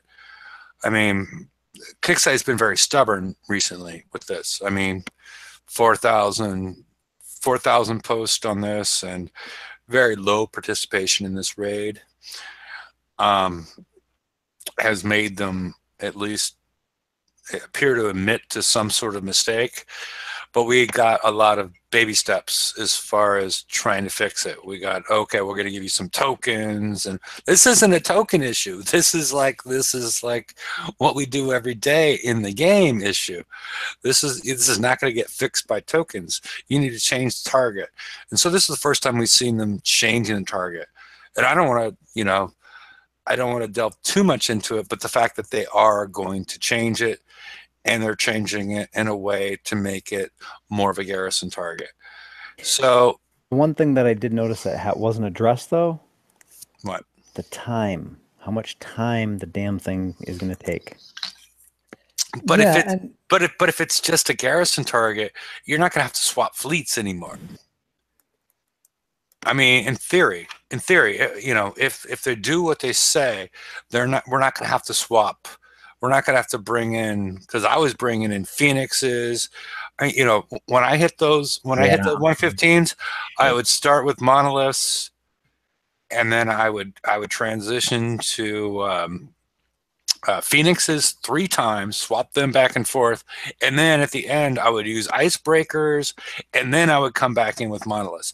I would switch fleets about 7 times, and if that's gone, that makes it less, because right now this raid is way fucking easier than the FM. I mean, yes, as a matter of fact, yes. Yeah. I mean, the FM is like 10 times harder than this raid, and that's what they need to realize, because the FM is going to be running at the same time as, you know, 2, 3, 4, 5 TLCs, bounty, VXP, all these other things that we're supposed to be doing in the game. And we don't have half repair. We don't have half repair, but it's still just the time that it takes to do that target without just, you know, you could probably go in and zoom and especially with fleets that have been made. I've got it down to where I was doing the 115s for 35 minutes of damage, and that's using 1 fleet, 1 hit, but it was still taking too long to kill just 1 target. And yeah, all I was using, but you spent time or money to refit a fleet. You weren't using the fleet you were using before, were you? Yeah. Yeah, I just changed my driving tactics. Okay. And what fleet was that? I was using four icebreakers and 1 Zelos. Same fleet I used before. Okay. And most of the community had been sold on the fact that the Monolith was the best fleet to be doing this. And I could look up, I sent it to you, George. Let me look, and I can show you that as far as Doom Rooster made a post about the role of the generalist. Did you read that? That was the same one that I had posted up after me and Daniel. Yeah, talked about it. Okay. You know, it was the state of the game winter 2016 as far as the role of the generalist, and the generalist had taken too large of a role. But I think, you know, I think we need to give them. Well, it's still, even there though, he was very explicit in saying that it was supposed to do it. It's not supposed to do it as well as the specialist hulls. Period. Right. I mean, there was no question about it. Yeah. And they are doing it better. Well, but now, George. Okay, wait a second. Every show you have to throw out a tinfoil theory, so I'm going to throw out my tinfoil theory now. No, you can't do that until you put the tinfoil hat on. I don't have the tinfoil hat anymore. Well, just wrap your head. Just wrap your head in some tinfoil. Skull is fine. Yeah. But anyways, here's my theory. Okay, the change on the 115, while it may make it a little bit easier for the monos and for the icebreakers to do, I really think that we're going to see that they've changed it enough to where the ballistic Zelo may not work. The only way that's going to happen is if they change the resistances and the targets. But think about it, the draconian carriers, right, back in the day, their highest defense was against ballistics. Yeah, but that's before they changed everything over. Follows. Like, I think the strat is take those turrets instead of whatever resist they have now, give them like 98 ballistic resist. I think that's what we're talking about. Yeah, I mean, we haven't seen these targets, but I'm really enthusiastic about the fact that they are coming off their stubbornness, not changing the targets. And I'm looking forward to it. I'm not saying this is going to be what everybody wants, or even what I want. But it's movement. It's movement in the correct direction, and it's all just description. Well, it's movement. We don't know that it's in the correct direction yet. Well, they stopped tripling down on their stupidity, so I'm happy with that. Exactly, that's what I'm saying. We don't know that it's in the right direction, but you know, it appears to be based on the description. But we don't know at this point. But my hope is it is, because we've lost so many players in this game over this change. I mean, I haven't seen a riot. You know, there's been 3 major riots in this game. This is probably the biggest one, as far as, and you know, anybody else can remember the other one. The other one was the first Scourge raid, and the silliest one. That was the same. It was probably number 3, or probably number 2 or number 3, is when they changed the graphics on the towers. No. The biggest. Oh, that was a huge one. When they changed the graphics. Was that 2013 to 2012? I thought it was a long time. That was a long time. That was a long ass time ago, man. Yeah. But that might have been even riot. No. The biggest exodus from this game, as far as I'm concerned, from what I've seen playing all these years, was Black Tuesday. Black Tuesday was the biggest exodus from this game. There were so many freaking people that quit. We were finding dead sectors everywhere after that. That's true. But that's when they got rid of the hackers. So I'm fine with that. But I'm talking about the biggest riot. No, the hackers is when they changed things over to the Kicksai side. Black Tuesday was when they got rid of instant repair, when they got rid of the glitch repair. Okay, yeah, glitch repair. But that's the hackers. That the hacking thing and the glitch repair, actually, I thought were all done on the same day. I'm pretty sure they were done on the same day. That's why those were done at different times. As far as people, the people that were a year later when they switched to Kicksai side and got rid of the hackers.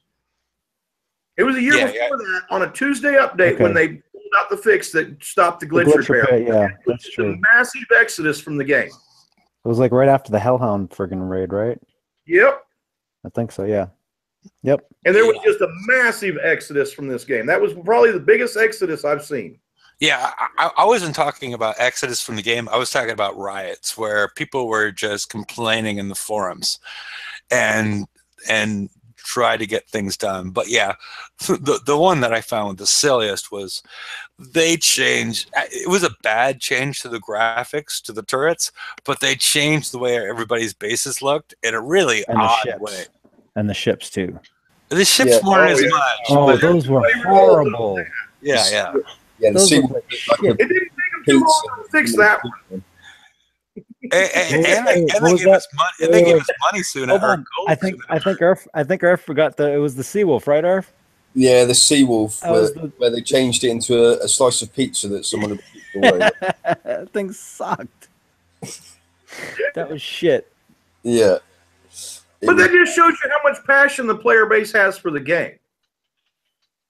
You know, we've always been a passionate player base. The players are really passionate. They really get into the game and to everything, all the way down to the details of the graphics. We want our shit right. Well, you know, I mean, look at how the Seawolf looks, right, with that smiley face on it and everything else, right? Back in the day, yeah, you know, everybody loved their Seawolf, and then all of a sudden you log in the next day and it's a piece of pizza that someone's fucking puked on. You're like, nah, not having this shit. They were watching too much Teenage Mutant Ninja Turtles while they were baked. That's what it was.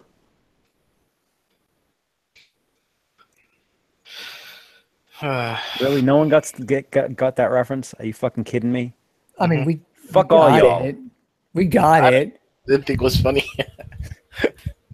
George, you keep showing just how fucking old we are, buddy. Stop. Mm-hmm. It's not that I'm old. I am TMNT cultured. I am cultured and well read. You made a reference last week on another show to an old movie that nobody even had seen. Men in Tights is a little, but TMNT is still around. TMNT is still around. I knew exactly what she was referencing, but half the channel hadn't even heard of the movie because we're such fucking old fuckers here. I started putting classical music on my fucking videos, man. Fuck. They have the other movie we were talking about. We've seen there's been a modernized version of that. I think maybe of what? Of Star Blazers. Oh no! That live movie was actually pretty good. Yeah. All right, Google, you're finding me the answer. Anyway. The answer to what? How old we are? Mm-hmm. No. Google's calculator breaks when I ask them that. Hang on. So I'm gonna whatever. Anyway, but that is dinner for me. So Lorado's just jumped into the YouTube chat. He's put this just in: the UAV will have 100 jump range and corrosive damage. The battle ends with it laughing at you from inside a storm drain as you take. Laredo, stop fucking trolling, you dick. I need to get YouTube up so I can see what the hell he's doing. Shit. Someone post me that damn YouTube link here. I had to shut it off friggin' when I was trying to do the recording of that fleet just getting absolutely mauled in an A set. Stupid as shit. That still pisses me off. Thank you, sir. All right, let's see how much trolling Laredo's doing in the damn chat, because you know what? I need to be entertained a little bit. You'll love it. No, Mike's got it right. I'm not old, I'm experienced. I'm cultured. I am well read. UAV will have 100 jump range and yeah. I mean, I think it's going to be. I think it's going to be interesting. 1,000 points added to the target there. You're gonna spawn into the target, and there's gonna be UAVs flying around your ships when the battle map starts. The UAV is gonna have unlimited range. I wonder how much it's going to chain, because I mean, holy crap, if that thing chains, oof. got like a 5-chain. But you have so many antis on your ships that it Well, shouldn't it really depends matter. on my icebreakers. I only got 2 on each icebreaker. And the other thing Icebreaker that's going to rips depend through is So it. you got 10. You got 10. Hmm. So you should be able to shoot. Actually, no, I and bumped it up you to got- 3. I take that back. I think I bumped it up to 3. I'd have to check. So you got 15 on each ship, and they're firing 2 salvos. They're firing within 0.2 seconds. They're firing 30 salvos. So I think that's up to you as far as getting the range of 30 UAVs. I mean, it only has a 70% accuracy, and it does tag. So I don't know. It'll be interesting to see what's the best haul at this point and what's the best countermeasure. I think it's going to be. I wish they had done this earlier as opposed to waiting so long, because a lot of people have put the sprint on. Yeah. My build's going to change probably once I see this again. Yeah. And that's, I mean, they're going to put out in the FM at tier 3, they're going to be putting out Zelos build tokens. There better be a lot of them. I'm going to say right now, there better be a fucking lot of them.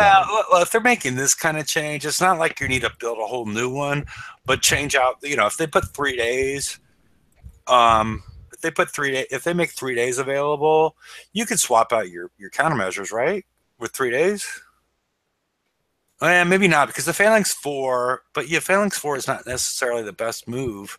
Phalanx 3, how many can you put on for 3 days? Well, that's all going to depend on what you already got in there, because depending on what you got in there is going to determine how much time it takes to take the stuff off. I mean, the catch is, look, if there's gonna be a bunch of UAVs flying around, and you're gonna be anywhere near the turrets at the same time, you have got to figure out a way to get the right countermeasure to fire first, and that's why I'm saying I'm running 2 Zealous, because with just one, you're not gonna be able to do that. Your sprint's gonna fire first every fucking time, so then you just got to double down on the sprints. Well, to be fair to them, they said that they're changing the ships. They didn't say they were going to change the way that the target reacts. You might be taking the ships out separately by hitting trigger points like the. No, they said that they were going to be by the. They said it was going to be by the. Hold on, let me go back to it, because they actually did say where they were going to be. They were going to be protecting the turrets. Where in the hell is it? Son of a beach. So we're gonna have Drac carriers guarding in front of these turrets. Yeah, there's going to be a new fleet of Draconian ships that are going to be docked and defending the base. So they're probably going to be on the inside. No, they're probably going to be. Yeah, it sounds like what are their on range? The inside. That's the catch. That's what I'm saying. If you're coming up to the turrets and these things are firing, and you have UAVs in the air at the same time as the cold snaps are firing, right? Mm-hmm. You got to time the right things to fire at the right time, so that way you still have the sprint to fire at the cold snaps. You're gonna have to have a lot more sprints, or run a second tank and take advantage of the mechanics and manipulate the ranges on the 2 ships, so that way the right ones are firing first. And a lot's going to depend on the positioning of those ships. Well, yeah, you adjust that by this speed. If they give the ships a long range, like half the ships in this game that they have for attack, and then park them inside the island behind the turrets, which is my guess, then that's going to be brutal. Yeah, that is going to be brutal. But the thing is, you can splash them out. But the other thing is too is that when I did the original Gridiron build, right? The Gridiron was designed so it would lead the rest of the monos, and you could still drive stacked. You wouldn't have to manipulate the keys. It was set up where the speed of the ships themselves were manipulated in such a way that you could actually drive the fleet, right? You can do the exact same thing with 3 groupings of fleet. The first Zealous, the set of monos, and then the last Zealous. And the same thing can be done. It's just a little bit more complicated. That's all. But once it's done, you can drive it like normal. You don't have to worry about fucking with the keys, and drive like a lazy ass motherfucker like I am. That's all.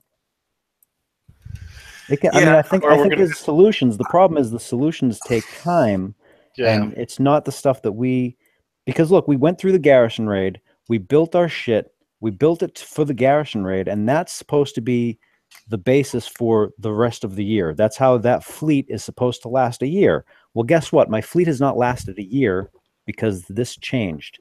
So now I have to change the fleet. I should not be penalized because they couldn't balance something to what we had.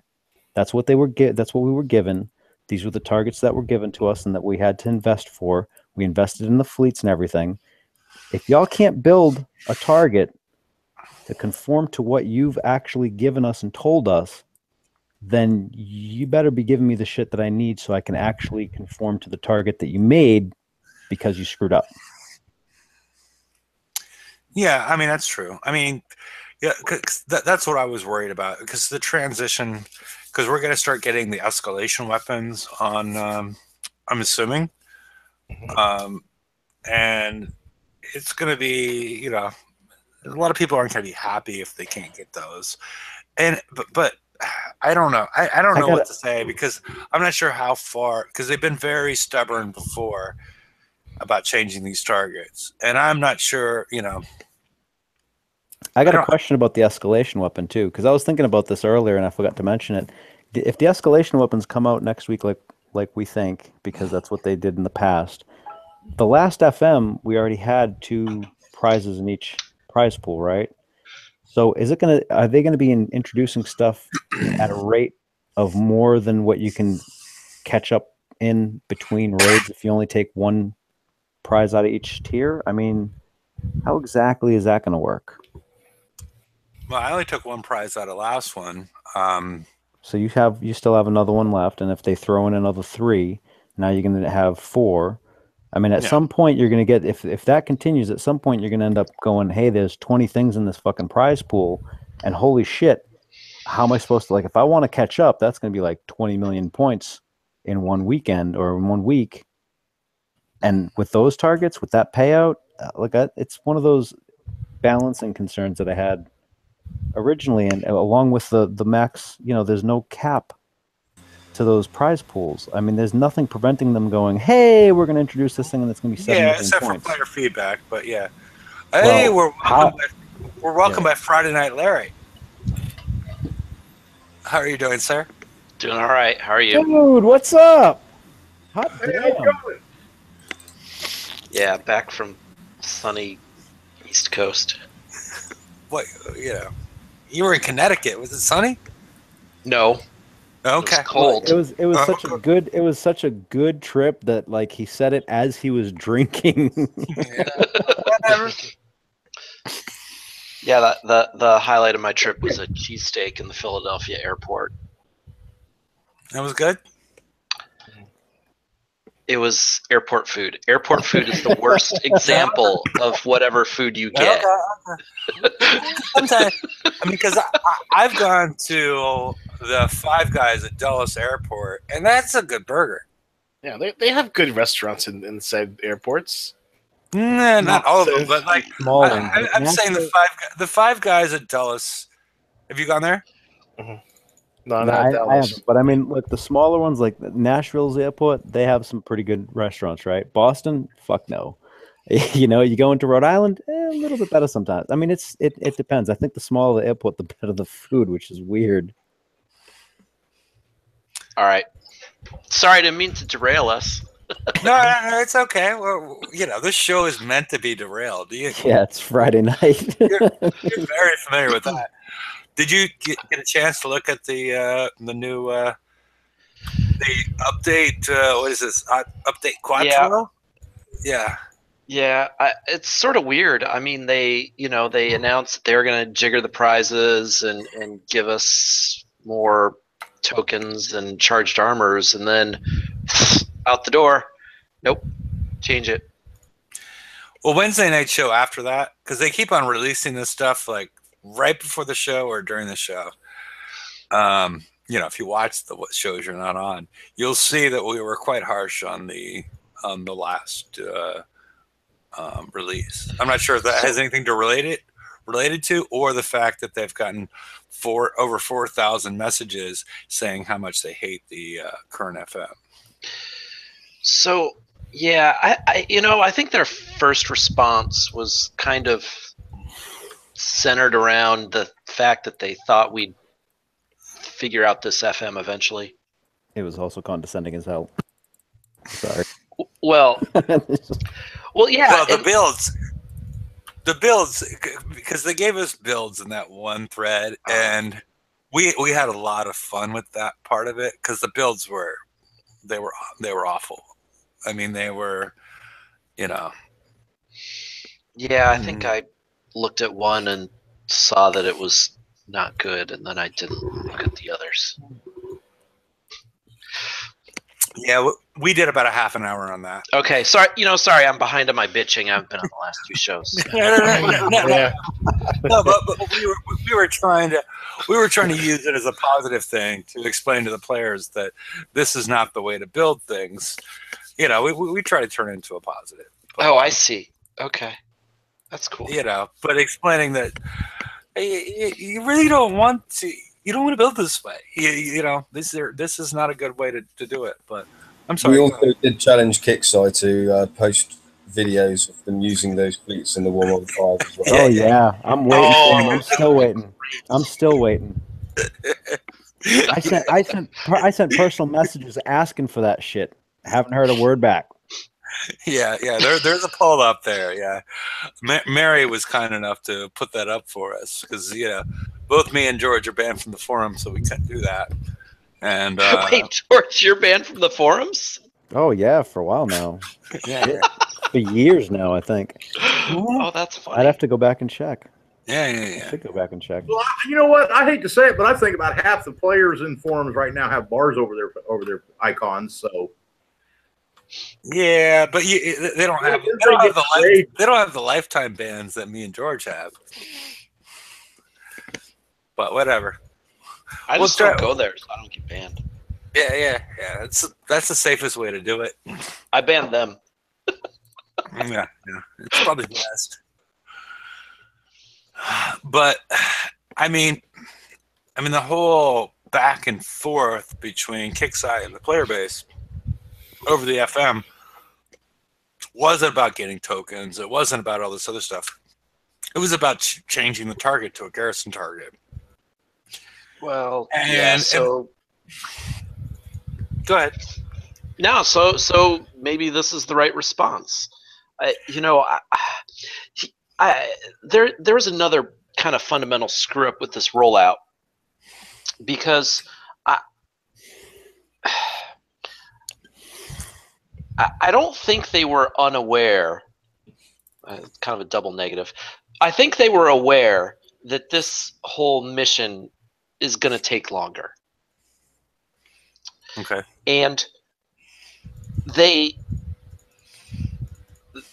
been teasing this feature called expeditions, right? And they've been teasing it since the summer. And we got reminded of that when they rolled out the midsummer State of the Game pill last week and a couple weeks ago, which was really nice, showing us a 5-month-old state of the game. But anyway, so they've been teasing that for a while, and expeditions are supposed to be a way to cut chore time. So their thought is, hey, we'll increase the FM time and we'll cut the rest of your chores and well, accomplish nothing. But what they did is they increased the FM time and didn't cut the chore time. So now you have all this stuff and you have a very long, not to mention damaging FM. Yeah, I don't understand if they have plans to like balance things, right? Why do they unbalance it first rather than, and I mean, and it's imbalanced in a very bad way rather than making everything really easy for a couple of weeks and releasing the other side of the feature first, right? Yep.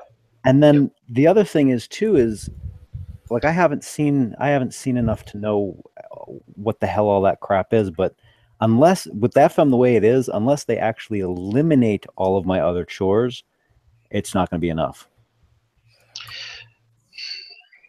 Yeah, I think it's going to depend on the player. Some players have tougher times with chores, I think. You know, I'm assuming, George, that your chores are about like mine. You know, you can base parts. What you send a fleets out auto 30s, maybe you blast through some 99s, whatever.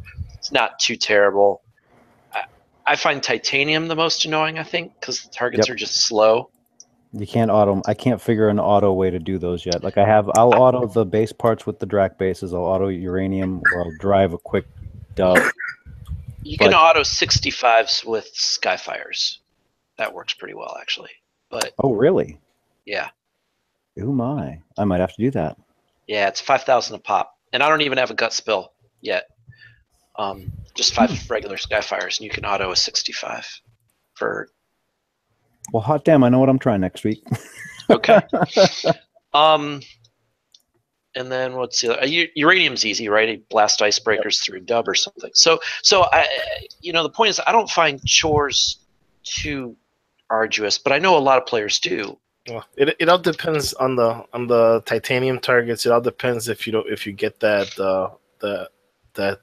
random mortar on your fleet. The Cheeto. Yeah, the Cheeto is those are terrible. Get removed. Yeah, what it really boils down to is whether or not I've been lazy and let everything slide at some point, and it's all low, and then I'm like, fuck, I have to fill all this shit up. Damn. Yeah. That's when it's bad. Yep. Like I dread if that happens during a week when like the FM comes up and I have to get a bunch of shit in the FM and I have to do all this crap. Honestly, I might just be like, yeah, I'm going outside for a little bit. Fuck this.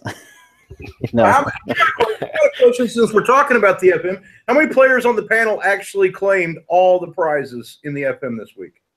I may or may not have had an extra like several million points because of testing. Cool. But the catch is like, and that's one of the things that I said to one of the Kickside people is like, I hope you're really not using any of us as a baseline, because I know for a damn sure that was not the norm, right? So if I throw off the median, then fuck, man, that sucks. Yeah, I got extra too because of testing as well. Yeah, and I kind of went all out and caught up on about 6 months worth of TF5. So. Yeah, but I mean the thing is that we're not baseline players, like, and I really hope they are good enough with their data to understand some of the stuff that they could misinterpret. That's a good way to put it, right? Yeah. Yeah, right. I'm not sure their data's as instructive as they think it is. I think the data is fine. I think it's the interpretation of said data that may be a problem. Maybe. I mean, because you can take, like, with the first bounty, you can go like, oh, hey, look at how much participation we had. But then if you go back and you look and see when those people came in, that's one thing, And like there was I think Arspex had posted something. What the hell had he posted? I can't remember what it was, but it was like, he took out. They were commenting about taking out the gluttony in whichever target it was that you could go in and just snipe one out and get some points. Mm-hmm. And he said something along the lines of like, our data showed that players that didn't have control of their fleet or something were getting damaged, this and that, da-da-da. And I was like, you know what? How about if you're going to say that, I want to see what percentage of players that happened to plus 2 seconds from them actually controlling the fleet. Because if they were on auto and then took it over, that's one thing. Like, there's so many ways to play with one data set if you don't know what the points are that they're referencing. I mean, I don't buy some of the stuff that I hear. Yeah. So, I don't even know why they mention it sometimes, and then not, if you're going to mention it, share it, because I'd love to have a shot at interpreting that data as well. Yeah. I'm sure we can make it look whatever the hell we want it to look like. I mean, that's we looked at but see, here's the thing. If we're players, we play this game on a daily basis. So if we looked at the data, we would view the data in a much more clearer image. No. We would be biased. We would be just as biased on the other side as Kixeye is on their side. It's very difficult to come at data from a neutral position. That's why consultants get paid so much money. But what I'm looking at, what I'm talking about is when we looked at the data, we'd be seeing it from our side, right? But we're the ones playing the game, so we know what's actually going on in the freaking game. You know, they're playing the game. We have a different. We have context for the numbers and a different point of view for the references for what we want to come out of the data. So again, it is a bias. It might be a better bias for us, but it's still a bias. Not true. I just don't think there's very many people at Kixeye that are actually playing the game. Yeah, that might be an issue. That's probably an issue. No, because I do remember at the time, because they're not allowed to interact like normal players, and so it's because there was a GD that was very interactive. Active. Yeah, interactive with the player base as far as their bases went and their fleets went, and understood the game very well. And yeah, they banned him a couple times, and had to restart his base with his own money and play the game and design things based on that. And I don't see personally. I don't have the connection with the game developers, the current ones that I did with the past ones, but I don't see that level of I don't know if the right word is passion or competitiveness or just engagement. Engagement, yeah, engagement with the player base that was going on before, to quite understand what their issues were, because every before every raid, I get a message, oh, I blew the crap out of your base. It would get taken over to Sector 0 and tested on the, with whatever new fleet that was released, and he was quite happy that he blew my base up with the new fleet that I had no idea what it was. But I don't know that I don't know. Larry and George, you have more interaction with those guys than I do. Are they that sort of, do they have a sort of mindset where they're involved with the players as much? No. I don't know what else to say besides that. I mean, well, there's one or two. There are one or two. So it depends on what department you're talking about, and depends on who. But there are some that I know that play a lot, and are very passionate about the game. And then there are some that the perception I get is that this is just another job for them, right? I mean, it runs the gamut. But there are some people that are still playing, and I know two of them that are playing on their own money. Okay. But yeah, there's different. Like you said, it's different from the beginning, from when your reference is like 2010, 2011, and they were all playing it then. Not right? all. Well, not all of them, but I mean, a good chunk of them were playing it. I mean, they had context. They knew what was going on in the game. They knew what the hell we were talking about. Yeah, and you're talking about the different teams, which is a little bit weird for people, and that don't know. But yeah, it feels like a different level of interaction and engagement that we have with the at least me personally. I don't know, but as far as, because the community was smaller and then it got huge really quickly, and I don't know. I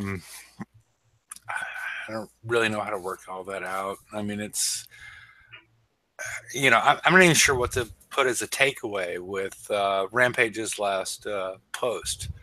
I mean, if I want to be if I want the game to succeed in some way. I've been playing the game for 7 years, or at least 7 years.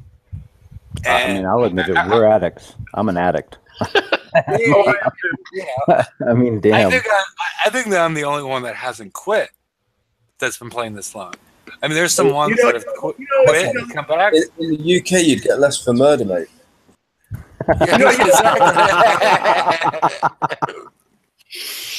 All of us are going to have to go to counseling when they shut this game down. Yeah. I don't know about that.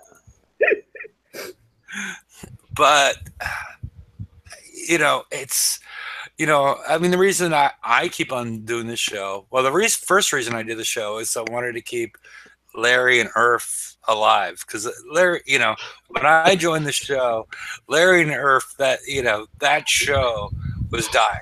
We were about ready to shut it down. Yeah, I'll say it. And then I jumped in to save that. And then now I'm in a position where I'm trying to sort of, I'm not doing it single-handedly, but that's my reason I do the show, because this isn't a monetized show, is to sort of try and communicate, get the players together and communicate in general, trying to just save the game. And it's tough at times, but I keep on grinding through every week, even though we have our bad weeks, we have our good weeks, but that's the reason this show's still around, is just to keep bright players in the game and keep the game alive. I mean, so I just hope they really think about what they're doing with the FM, and hope they do something actually positive for the player base and make it viable for people to enter the game, to people to continue to play the game, and keep the community healthy. I actually find it's a really interesting thing. At about this time last year, we were talking about, hey, how do we get new players to come in and an easy path for them, and we were talking about different ideas to implement in the game to make beginning players transition easier. And now we're like, hey, the game's hanging on for dear life, and fuck any new player, they're not going to want to come in. Yeah, how do we keep the whales in the game? Imagine years ago. Oh, how do we keep the whales keep on playing? Yeah, that wasn't our conversation years ago. I mean, seriously, last year we were talking about floating fucking bottles in the thing. I mean, there was just all sorts of crazy ideas, because people were coming back. There was talk about getting friends to start again. I mean, it was a good place last year, and now it's and we talked about it tonight. How in the fuck, if with the changes that they've done, how does a new person do anything in this game? I mean, the FM's obviously not the gateway anymore, and fuck, the 88's gone. What the fuck do you do? It's a complete 180 from last year with regard to that. The worst hurt person or people or group from the FM change wasn't the top end whales and coiners and stuff. It was the middle and struggling player, anybody that wanted to come in, anybody that you hated enough to convince to come and start the game. That's a horrid way to base a game.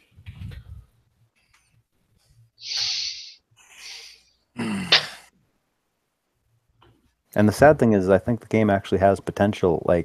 If they can get it balanced and run smooth, and if we were where we were last year again this year, and it was back-to-back years like that, I think we might actually see numbers start to climb again. I mean, the game has potential. There's a couple of things they got to do to actually, take advantage of it. Instead, I have no idea why, but we get the FM debacle. Mm-hmm. And then the response. This year has just been bad all the way around. I really don't have a lot good to say about this year in Battle Pirates. So shouldn't we be talking about this like at the end of the year when everything's all over? Well, let's hope we get to the Or end of we're the pretty close. you know, the way they were acting.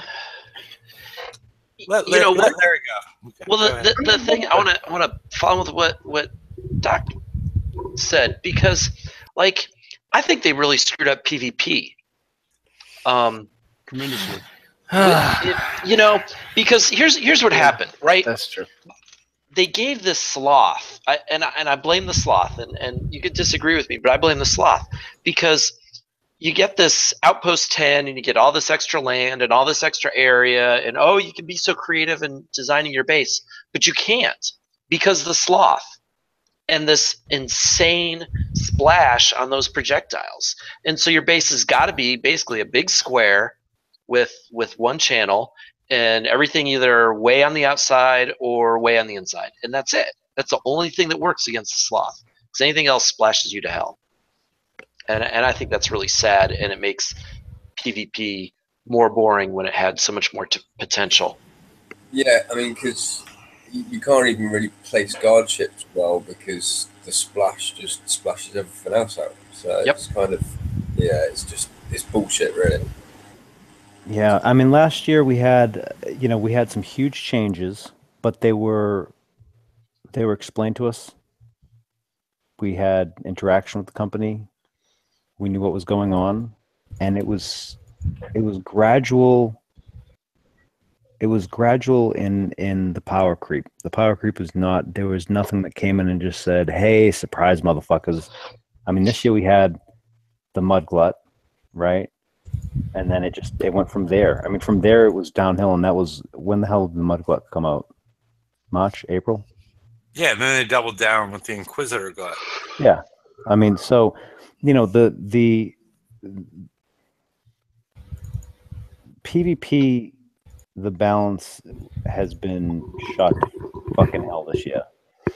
I'm hoping that in 2018 it's going to change. For them to turn this game around, they're going to have to make it rain in hell. I mean, from what they've done this year, I don't know. I don't know, why would you do that? I'm still thinking of a reason why you would do what they did this year. I don't know if they can turn it around. I don't know if they've got the staff or if they've got the people in the boardroom. Are we talking about PvP or the game entirely? I mean, the game entirely. I mean, well, PvP, you can't do that because you can't just talk about PvP. You got to talk about the whole game. Because if you can't do the FM, or if you can't get uranium, or if you can't do this, then the PvP ain't gonna make no difference. They've compartmentalized a lot of the game, so when we want to look at the whole thing, we kind of actually have to step in and look at different things. Like the FM's one thing, PvP's one thing. Like they've split it in such a way that you can't just go, rebalance this. Like, I mean, PvP is as its own separate thing, and PvE is kind of like this. It's a set, right? So you'd have to actually break open the set to fix PvE. PvP, I mean, that needs a fucking hard reset. PvE, they got to just balance each thing. What my main issue, coming back to the game, is with the raid setup. So you can have the ship that you need to do the raids. For example, now currently the Fangtooth is on one side, and then on the other side you've got the Phantom Glut, and you can't you've got to take one route or the other to make everything work and balance it out. So for me, coming in, because I missed the initial chance to get the Fangtooth, because I'm more predominantly a PvP player, I've had to take certain things out from the PvP side, which has then left my PvE and my raid fleets then severely lacking because I can't pick both. It's and that also has a massive impact on the way that people are able to play the game, and the choices that you've got to make, where you shouldn't have to make them. I agree with you. Yeah, I don't.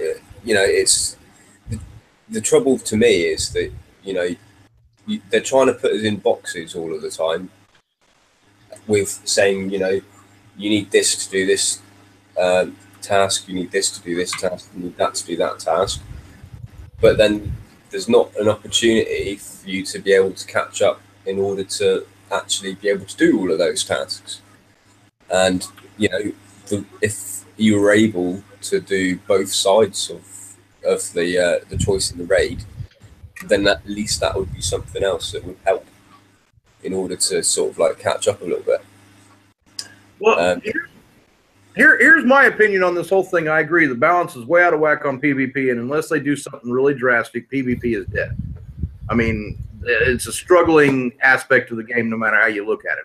On PvE, one thing they could change, in their theory, right now, that would fundamentally change the entire game is get rid of this shit that we got to have 2 fucking fleets to do a goddamn raid. Build 1 fucking fleet for the raid series, then we would still have shipyard time to work on PvP fleets, to work on refits, to work on anything else we want to play with. But when we got to build 2 fleets in 3 months. But again, if you want to join in with the PvP kind of side of things, if you miss that first initial chance to get the raid shit, I'm at the point now where I'm thinking, well, I'm not even going to bother getting the Fangtooth. I've got the Hunter from the TLC, right? I'm not even going to bother getting the Fangtooth because literally, by the time even if I got it this raid, by the next raid, it's then redundant. Not built. Yeah. So right, but here's where we've been smacked in the face, or all of us on here are on the top of the game. You know what I mean? We're all players that have been around. We know the mechanics. We know how to hit the targets. We can take the targets apart and everything else. But every last one of us has been smacked in the face, especially with TLCs that have come out, to where if you don't have both fleets, you're better be willing to spend some coin. Yep. And that's the truth, Earth. That's the way the game has gone over the last year. They've changed it up to where you can't just build your 1 fleet for the raid and be good for that raid series, and after that raid series for transition. You got to have both fleets, or you're going to end up having to spend some coins somewhere down that road. Yeah, and it's the choices that you're having to make in order to do stuff as well. I mean, even if you do spend a fair amount of coin on the game, you're making choices as to what you're putting in your shipyard and, what refits you've got to do in order to do certain aspects of the game. Yeah. But there's just far too many because, especially for me coming back now, I've got like about 6 fleets that I need to build really. And, it's which one do I prioritize? Which one do I leave to last? And then, it's kind of a bit, it's just, at this point, I was gonna say like the next raid is gonna be siege, so I would say leave the siege target, leave the siege alone for a while. Well, except if he doesn't even have cannoneers, then how's he gonna get started in that one? Exactly. Yeah, so then I'm screwed again because I've not got the Fangtooth. So then the new tool for doing the next raid is going to come out in the last one of the seasons. So I'm not going to have my fleet built by then. So I'm screwed on that one, and then I'm in the same cycle as I am for this one. So it's just screwing you over really big time. And we're required to have way more PvE fleets than we are PvP fleets, because PvP is just whatever the flavor of the month is. We've discovered that. I mean, come on, how many people are still using prides? Are still using their libbies? Are still using the what the hell was that one that came out that was so powerful at the start? Rage. Yeah, the Rage. Well, even the Rage now is useless. Well, you know what I mean? Yeah, PvP have no shelf life at all. You know that. They're Well, That's what I meant about the power creep this year has been fucking horrendous. But on That's the an easy way. PvP side of things, you got every fleet takes 90 fucking days to build. There's Yeah. an easy way to fix it for kicks, and all they need to say is, look, guys, we're sorry. We really stuffed up. We're not doing this separating PvP and PvE fleets. Let's go back the way it was before we did all this crap. And I think battle bars be fixed by then. But there's no way to go back. If they did that, I think battle pirates would be fixed. There's no way to go back. What do you want them to go back to? I said this when they originally said we're going to split everything down into separate groups and all that. I said, right, it will take, it might take a year, but it'll end up fucking up because you're going to have to build so much share that it's just going to be insane. And I said it in the first place, and it's now coming true. You've got to build so much crap just to do the simple tasks that you're required to do. It's not as if you can actually do anything without getting uranium, titanium, and you know, all right, base parts, right? If you're going to try and keep up with any sort of PvP, you're going to need a shit ton of base parts because so quickly every month you just wouldn't be able to change anything. You know what I mean? Yeah. I mean, that's. Right, I mean, I have to agree. If we could go back to where we weren't using these cookie cutter fleets for cookie cutter targets, if it was back to the way I mean, look back when the Draconian carriers came out. I was using that one fleet to smash bases. I was using that one fleet to do my FM. I was using that one fleet for every aspect of the game. Yeah, you exactly. know, and if I wanted, I could do other things to tweak out to do other projects, you know, but I didn't have to because my one fleet could do the game for me. Yeah, and they wanted us to get away from that and have, you know, fleets that were going to last a longer shelf life doing a specific task, which is why it's screwed up so much now with the FM, because, you know, that fleet was supposed to be there for a year and then be able to do those targets, and they weren't going to change for a year. So the only fleet that I've seen last a year in this game was the Punishers. Citadels. I mean, Spectres lasted a long time as well, you know, depending on what you were doing with them. But yeah, there's a lot of stuff that, you know, historically lasted for over a year. Let's be honest, up until the Phantom subs come out, gunboats. That's true. I used MCX for a long time. Yeah, I used MC. It's not like how long it stayed, but how much you used it. Because I used the MCX for everything. Yeah. You know, you're hitting bases, you're hitting targets, you're doing everything with your MCX. That was. Yeah. But the bottom line is when you go back to the first 4 or 5 years of the game, you know, there was a new fleet coming out every month. Yes, I will agree with that. And of course, the coiners, you know, we all would just coin out the fleet and have fun, right? But even your mid-level and slow builders, non-coiners, still within a couple months knew that they were, you know, in the game. You know what I mean? The fleet wasn't going to be completely obsolete. They were still going to be able to do things in the game with whatever that flavor was. But this comes down to the content overload again, doesn't it? See, you know, the content is. You didn't. Another thing is, you didn't have to build every fleet that you ever wanted. Exactly. But now, because you've got the content overload and because you're having to build set fleets for set tasks within the game, you're not getting that chance. Because you're forced to channel your efforts into certain things instead of having generalist fleets. You know, that's the Zelos. You know, I built those because they're a generalist fleet. They all right for doing a number of different things. That's the whole point of having them. You know, it's going back to a bit of old school where you've got a go-to fleet for doing 2 or 3 different tasks instead of just one.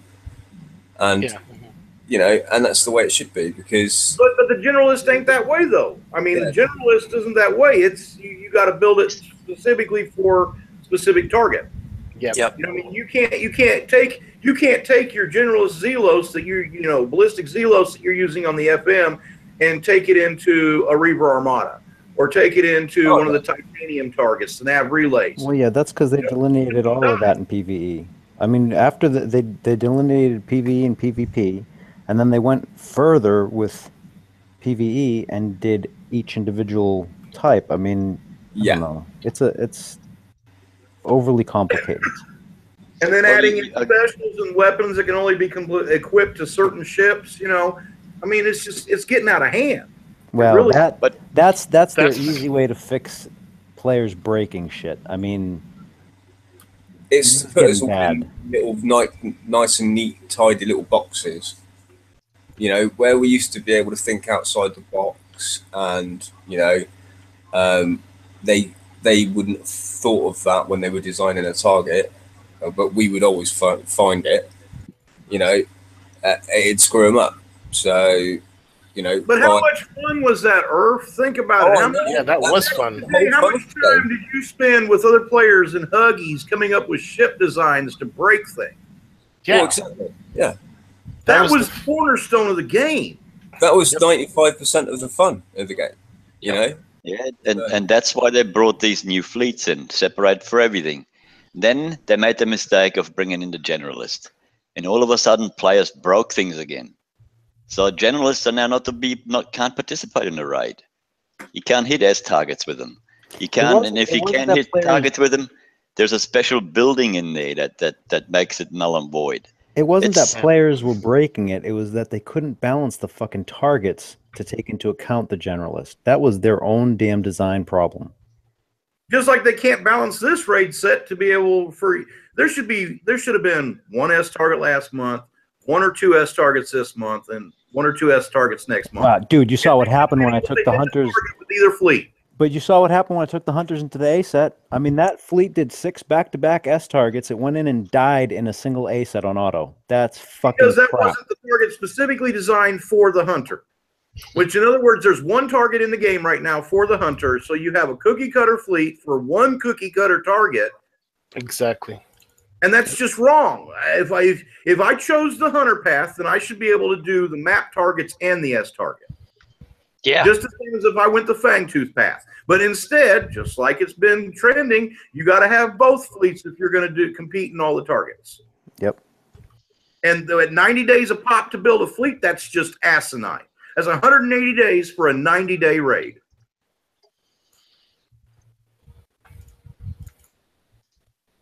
Yeah. Yeah, you have to coin it all. You coin it now. You either coin it now or you coin it during the TLC.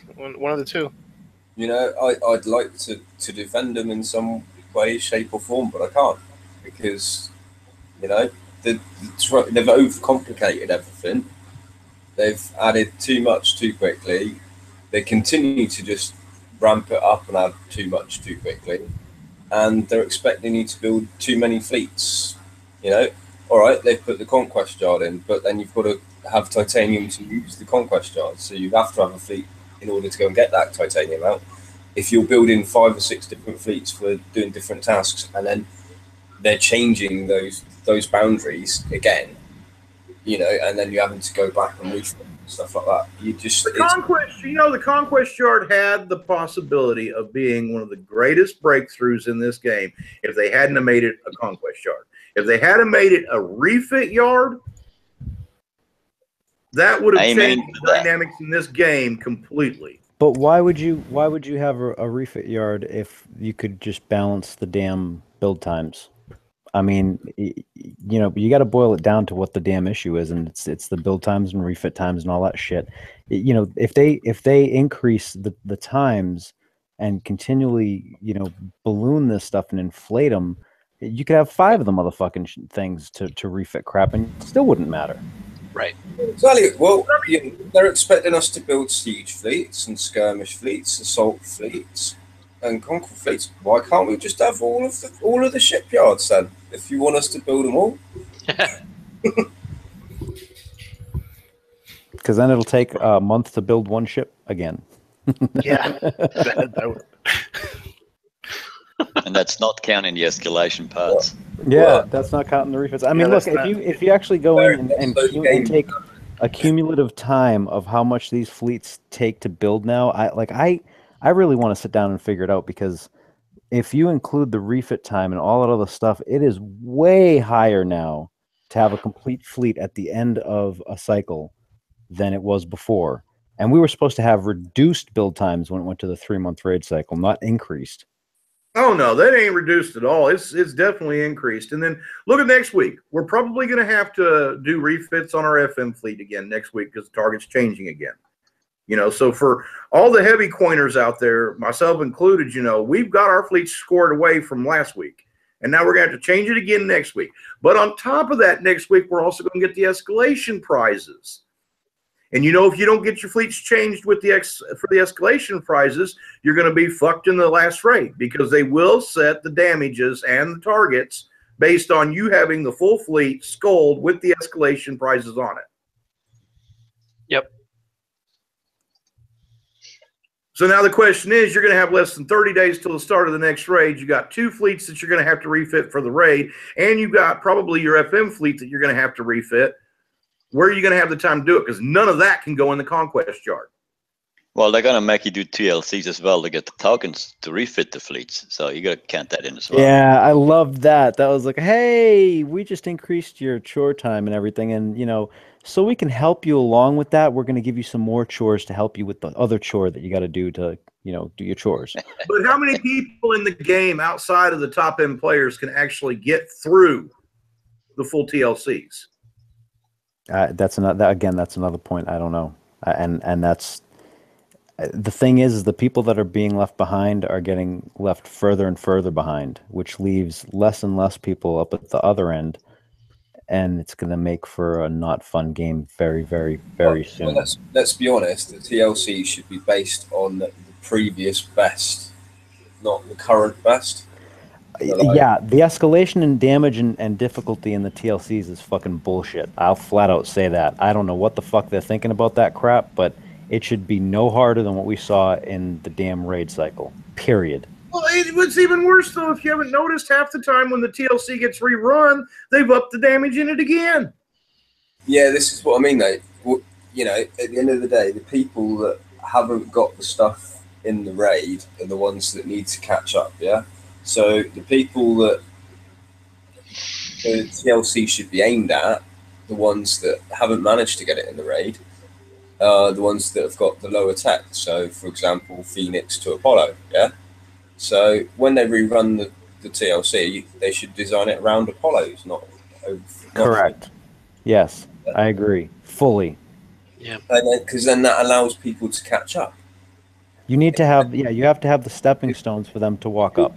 If you're building that TLC for current tech, which is Phoenixes, in order to get to Phoenixes, you're not fucking working it right, are you? You know what I mean? It's ridiculous. You know, you can't expect someone to have something in order to get something. Yeah, you have to have the tech to win the tech, which has been a problem for a long time. But you know why that problem's there, don't you? You know why they do that, don't you? To generate money. Because of people like you, damn it. That's why. Yeah. They do it. The whales all have the tech. And if the whales don't coin the TLC, they don't make no money. So they base this around the latest tech so that they can get the whales to coin the TLC to get whatever new bauble they put in it. And they're not interested in the non-coiners that actually need it. I'm not talking about the original run through of the TLC. I'm talking about the second visit on it. So you're going to get the income from the whales originally, yeah? And then the second run through should be a dumbed down version that's for people that are trying to catch up. Because the whales have already got the shit that they want. But that's why they throw in the extra tokens in the TLC so that the whales will do it again and coin again. Yeah, well, yeah, but, you know, what is it with the fucking few tokens?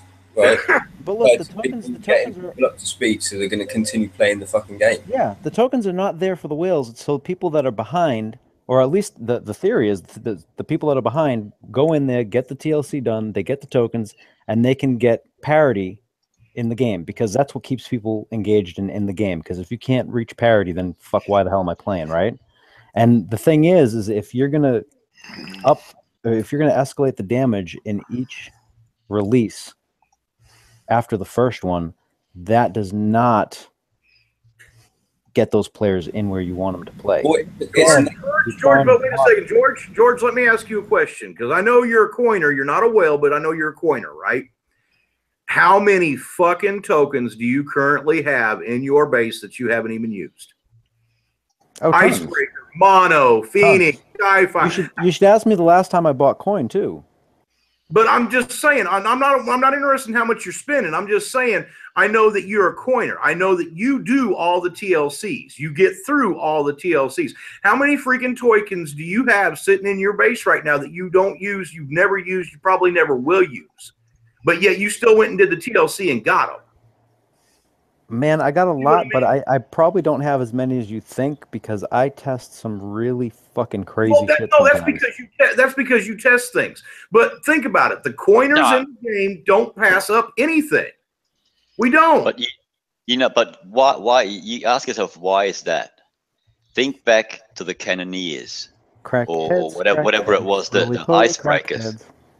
Icebreakers. How much did they change? The more tokens you got, the safer you felt that if that stuff up or put something on or missed something or added something, then you can just use your tokens. So you kind of feel pressured to do the TLCs just in case kick those stuffs up. Just in case. Right. And I had what 40 some icebreaker tokens, and I was thinking, why do I have all these icebreaker tokens? And all of a sudden, I'm like, oh, I'm really glad I have all these icebreaker tokens. Exactly. That's what I'm saying. Kixeye has trained the player base to be that way. So the whales always will spend coin on a TLC and grab whatever's offered in it. I don't know. Now hold on, Glenn. The catch is though is I don't know the last time I spent coin on a TLC either. You know, I mean, the thing is, I've been well trained by Kixeye. I've built both fleets every time, and I end up figuring out a way to do it without having to spend coin. But I spent it in my investment in the shipyard and stuff, right? In my shipyard time, because I don't have a damn PvP fleet. I mean, I did the last bounty with a fucking Pride fleet, for crying out loud. I ground out on bases because I couldn't find the stupid 99 thingamabobs. I mean, I ground out all those points to get the King's Writ on bases, which sucked with the Pride, now with OP10 and the Omega Cannon and all that shit. So my game on one side, one aspect of my game has suffered greatly because I focused so much on the PvE stuff. But to stay current, you didn't have a choice. And that's where the problem's running in. No, to stay cheap, I didn't have a choice. Yeah, I mean, there's the bottom line. I mean, because I've had both fleets for every raid since they started doing 2 fleets. You know what I mean? And I always have both fleets as quick as possible. I had both the Hunter and Fangtooth last raid. Yeah, see, my Hunters actually got done after I did the video for this raid. Like I had to buy tokens and finish the Hunters out, and my fangs still are missing. Like the original design had all the armors. I still don't got them. You know what's crazy, George? I'm at a point right now where I've actually got a shipyard that's not doing anything because I'm waiting to see what the escalation prices are before I decide what kind of ship I'm going to put in there. I have 2 that aren't doing anything. Oh, you guys point too much. You want to be putting the Phantom Gluttony in there. It's fun. Oh, I've already got the Phantom Gluttony on the water. What are you talking about? Wow. Damn, dude. What the fuck? Are you serious? Well, I mean, I told you before the show, George, that I was using the trick I talked to you about. I understand that, but it just dawned on me. It just dawned on me that we had that whole fuck up with the FM, and you coined a fucking gluttony. I didn't coin it. Come on now. Uh-huh. I had a bunch of tokens. Uh-huh. Well, actually, I did. I had all my FM tokens that I'd say. Well, I had 2 weeks ago the FM token. Uh-huh. Then I had the chests, and then I got the 5 days, 10 hours out of this raid. Uh-huh. So I had 60 days for the build tokens. That was the only reason I liked the chest was because I can sit on the chest. I finally got a King Writ out today, okay? I'm happy with that. I don't know how the hell you're running that shit. Did you refit all your gluttonies already? With the new No, Is it I scattered? refit my Inquisitors. Oh, okay. Gluttony's are next, but I'm not going to start my because I've got another twin blade in my Conqueror yard right now. So I'm not gonna refit my Gluttonies until I know for certain that I don't have to refit my raid fleets. So I'm leaving that shipyard untouched until I see the post Tuesday and see what's coming out in the FM. That's 2 days worth of nothing. I would build something at least. Yeah, I might put 2 days worth of build on one of my Gluttonies, but I mean, I'm not going to tie my shipyard up to where I can't do immediately start, because on Wednesday when the FM rolls out, I will, no matter what targets they got, I'll be out there hitting them. I'll get whatever the new escalation price is, and as soon as I have it, I will start. But don't forget your Gluttony's conquest, isn't it? Stick it in the conquest yard. Well, I got a twin blade in there right now, and I don't really feel like coining it. Oh, I gotta put battery 4 on your cannoneers. All right, let's tone it down and let's try and get things. Because I think we should wrap it up in the next 10 minutes. So this will be hour 3. And let's wait a second, Hefe. Wait a second. Exactly. I cried with you that we ran all freaking night on raid. The tone is exactly what I'm talking about. Exactly what I'm talking about. That we should probably, is there anything that we think is productive for the player base or people that are going to watch the show or whatnot that we want to push forward? I mean, because we've been doing a lot of bitching over the last bit of time, and I do understand that there's a lot of things been going on in the game that haven't been great. So I would, is there, I just got a message from a friend of mine that he had built his Fang fleet, right? And he had not gotten a full hunter build out. He threw a demo squad on, and he has, I'm trying to think of what it is now. So the lead hull has 2 panels of armor, and 2 of the other ones have 2 panels of armor. And the last 2 do not. They have no armor at all. And he stuck those 2. So he stuck the ones with armor in slot 2 and 5, like we mentioned earlier. And these are hunters, correct? Hunters, yeah. These are hunters. And Okay, he threw the demo squad on, threw the fleet into the S target, and he drove them. But he only took 40 minutes of damage. And that's only with a total of 6 panels over the entire fleet. Yeah, demo squads are 75 coins to get at this point. Or you roll them on uranium, and tomorrow, since we have some easy uranium... When's the last time you rolled one of those? 3 days ago. You rolled a demo squad. I rolled demo squads and Grease Monkey all the damn time. No, demo squads I roll. But no, I don't roll. What? He ran a demo squad, not a DOS. Okay. He ran a demo squad. Okay. You thought DOS. But the thing is, and the good thing is tomorrow we get those titanium targets out, and I should probably have had the video link ready, but fuck it, y'all can find it tomorrow. And those things are, instant repair on the map. Go and load the hell up on uranium, roll the hell out of whatever you want, get the demo squad. If you can do it with that few, armor on it, that means it's doable, and you can take advantage of the flagship effect and go into, like, maybe, if you have to heal a little bit, you heal the flagship, go into a salvage and heal up to 50% and go do another target. I mean, it's an option, and it's one that won't cost you coin. It'll just cost you a little bit of time to get in the uranium and rolling. Yeah, but I'm not understanding, why is the demo squad making such a difference? 30% resistance. Yeah, and people are complaining about us bitching, so I told them, we bitch so you don't have to. Hefe, you're a slave to public opinion. Yeah, whatever,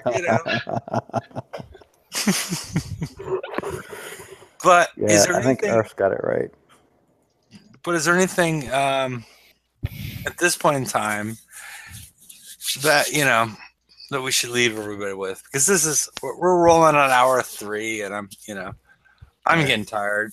You know, I'm not sure. It's almost got 50 people. I mean, Dr. Death could obviously go for another 5 hours. He's revved up. 50 people watching, Hefe. Can you believe that? Going on hour 3. Hefe is tired from all the walking back and forth to the fridge to get those beers. That's what it is. Yeah, I know. But, you know, I think we'll have to go to the after show at some point. But I'm just trying to think if I think we pretty much covered parting words, because we got like 4 minutes left before I'm going to be, you know, you guys are just ranting and raving. There you go. You can have my final words. Fuck you. I'm going to bed. Final words. Let's see. Make BP great again. Wait, I can't do it. Can anyone do Trump? Someone do that in a Trump voice. No, I can't do No, I'm not gonna try. I don't know. I'm not orange enough. Make Battle Pirates great again. There. Yeah. There we go. That wasn't even a, you know, I'm not even sure whose voice that was. No, that sounds like the dirty Mexican down at Home Depot looking for some work. Was he dirty? Yeah. Okay. Whatever. You know. Oh, I don't even know how to respond to that. But this is what you get at hour 3, all right? Whatever, yeah. The definitely time to cut it off. F.A. speechless. So, now, I mean, as far as like what we learned tonight, I mean, you know, between like the raid is, in my mind, is super simple for most players that have been following the recipe, so to speak, the recipe that Kickside has put together for us. But a lot of people aren't participating because Kickside broke the recipe associated with the FM. And a lot of people feel betrayed, you know, like FM slept with, you know, they slept with somebody else and whatnot. They broke their word. They weren't honest with us as far as how the raid was going to progress. And so, but now they're going to be faithful again, according to Rampage. They're going to be faithful and tell us, you know, they're not going to be sleeping with whoever, which is what they were doing. Okay, how many times have they told us that before? Well, you know, whatever. You know, we always get to that point, you know? Look, a flying elephant. Look there. Yeah. But you know, things have changed in the game that a lot of people are not happy with. But you know, it at least appears that they're trying to change it back. I don't know if they're going to, and it would be great if they changed it back in something that was good for all the player base. But look, the FM's not going to go back to get on Wednesday and be done in half an hour. It's not going back there. So don't even be disappointed when it doesn't, because it's not gonna. Exactly. That's what I'm trying to say. It's not gonna. You know, they made it obvious with how stubborn they were to make even this change that that's not going to happen. But if you are, you know, or some of your alliance mates aren't doing this raid because of that, if this FM becomes really, well, much easier or much more tolerable than it was previously, they should not miss out on this raid, because this raid is easy for people that have the technology. Wait a minute. I'm glad you said that, because there are a shitload of people that still can't do this raid. Yeah, and we talked about that earlier. We talked that hour one. We're in hour 3. I'm not going to go back through that. Yeah, I know.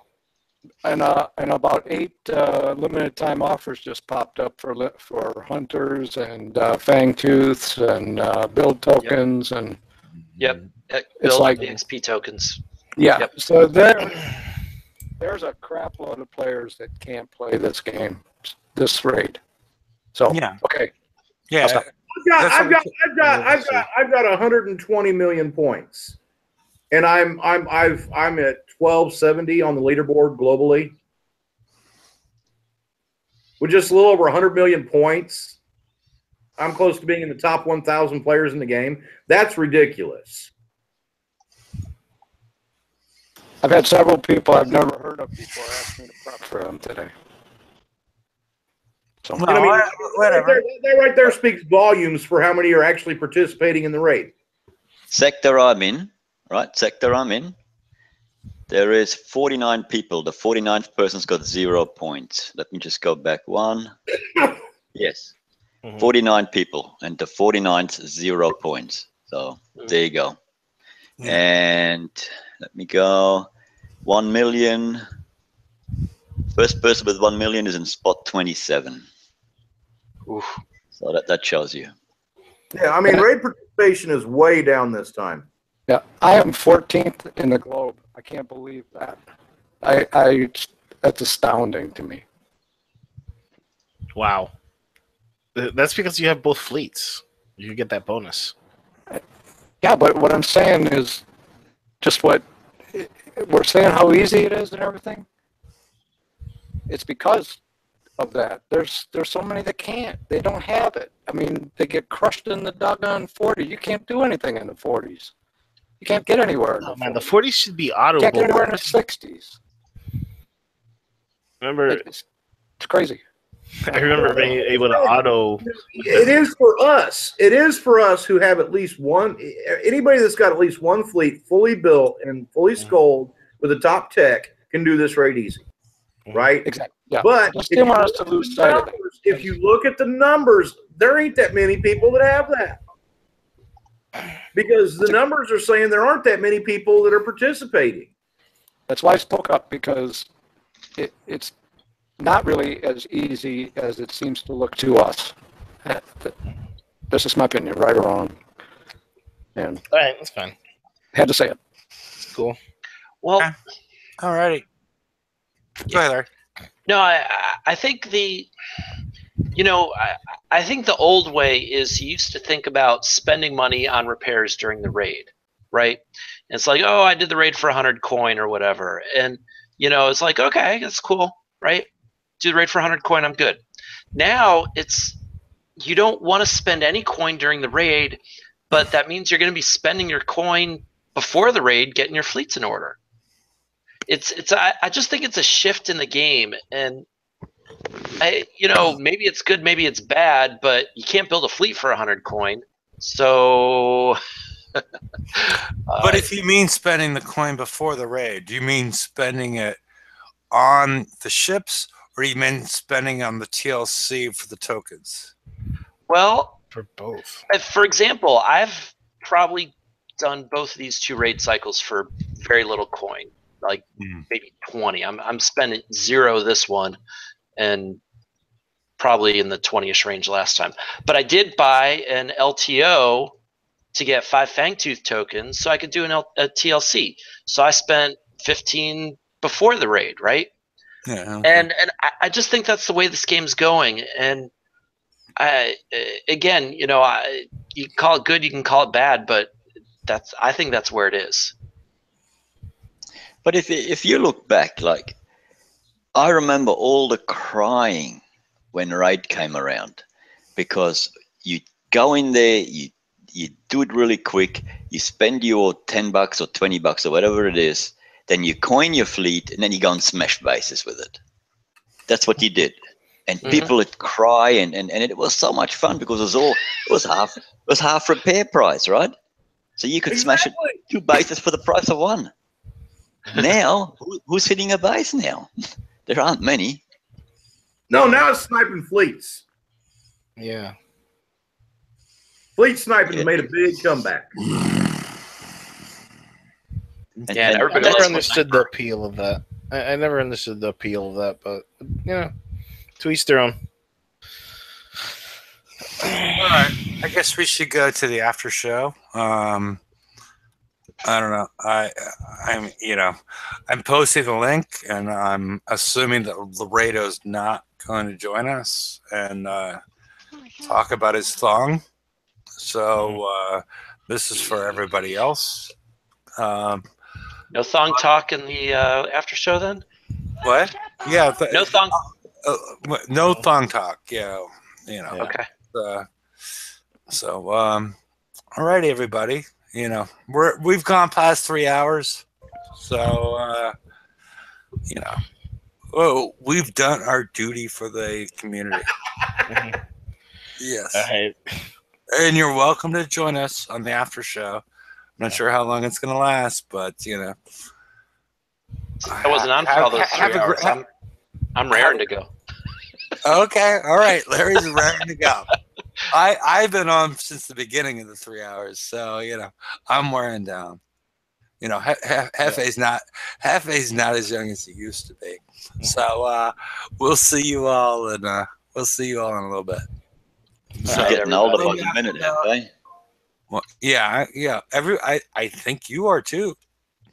Yeah, it's backwards down here. Remember, upside down. Yeah. Okay.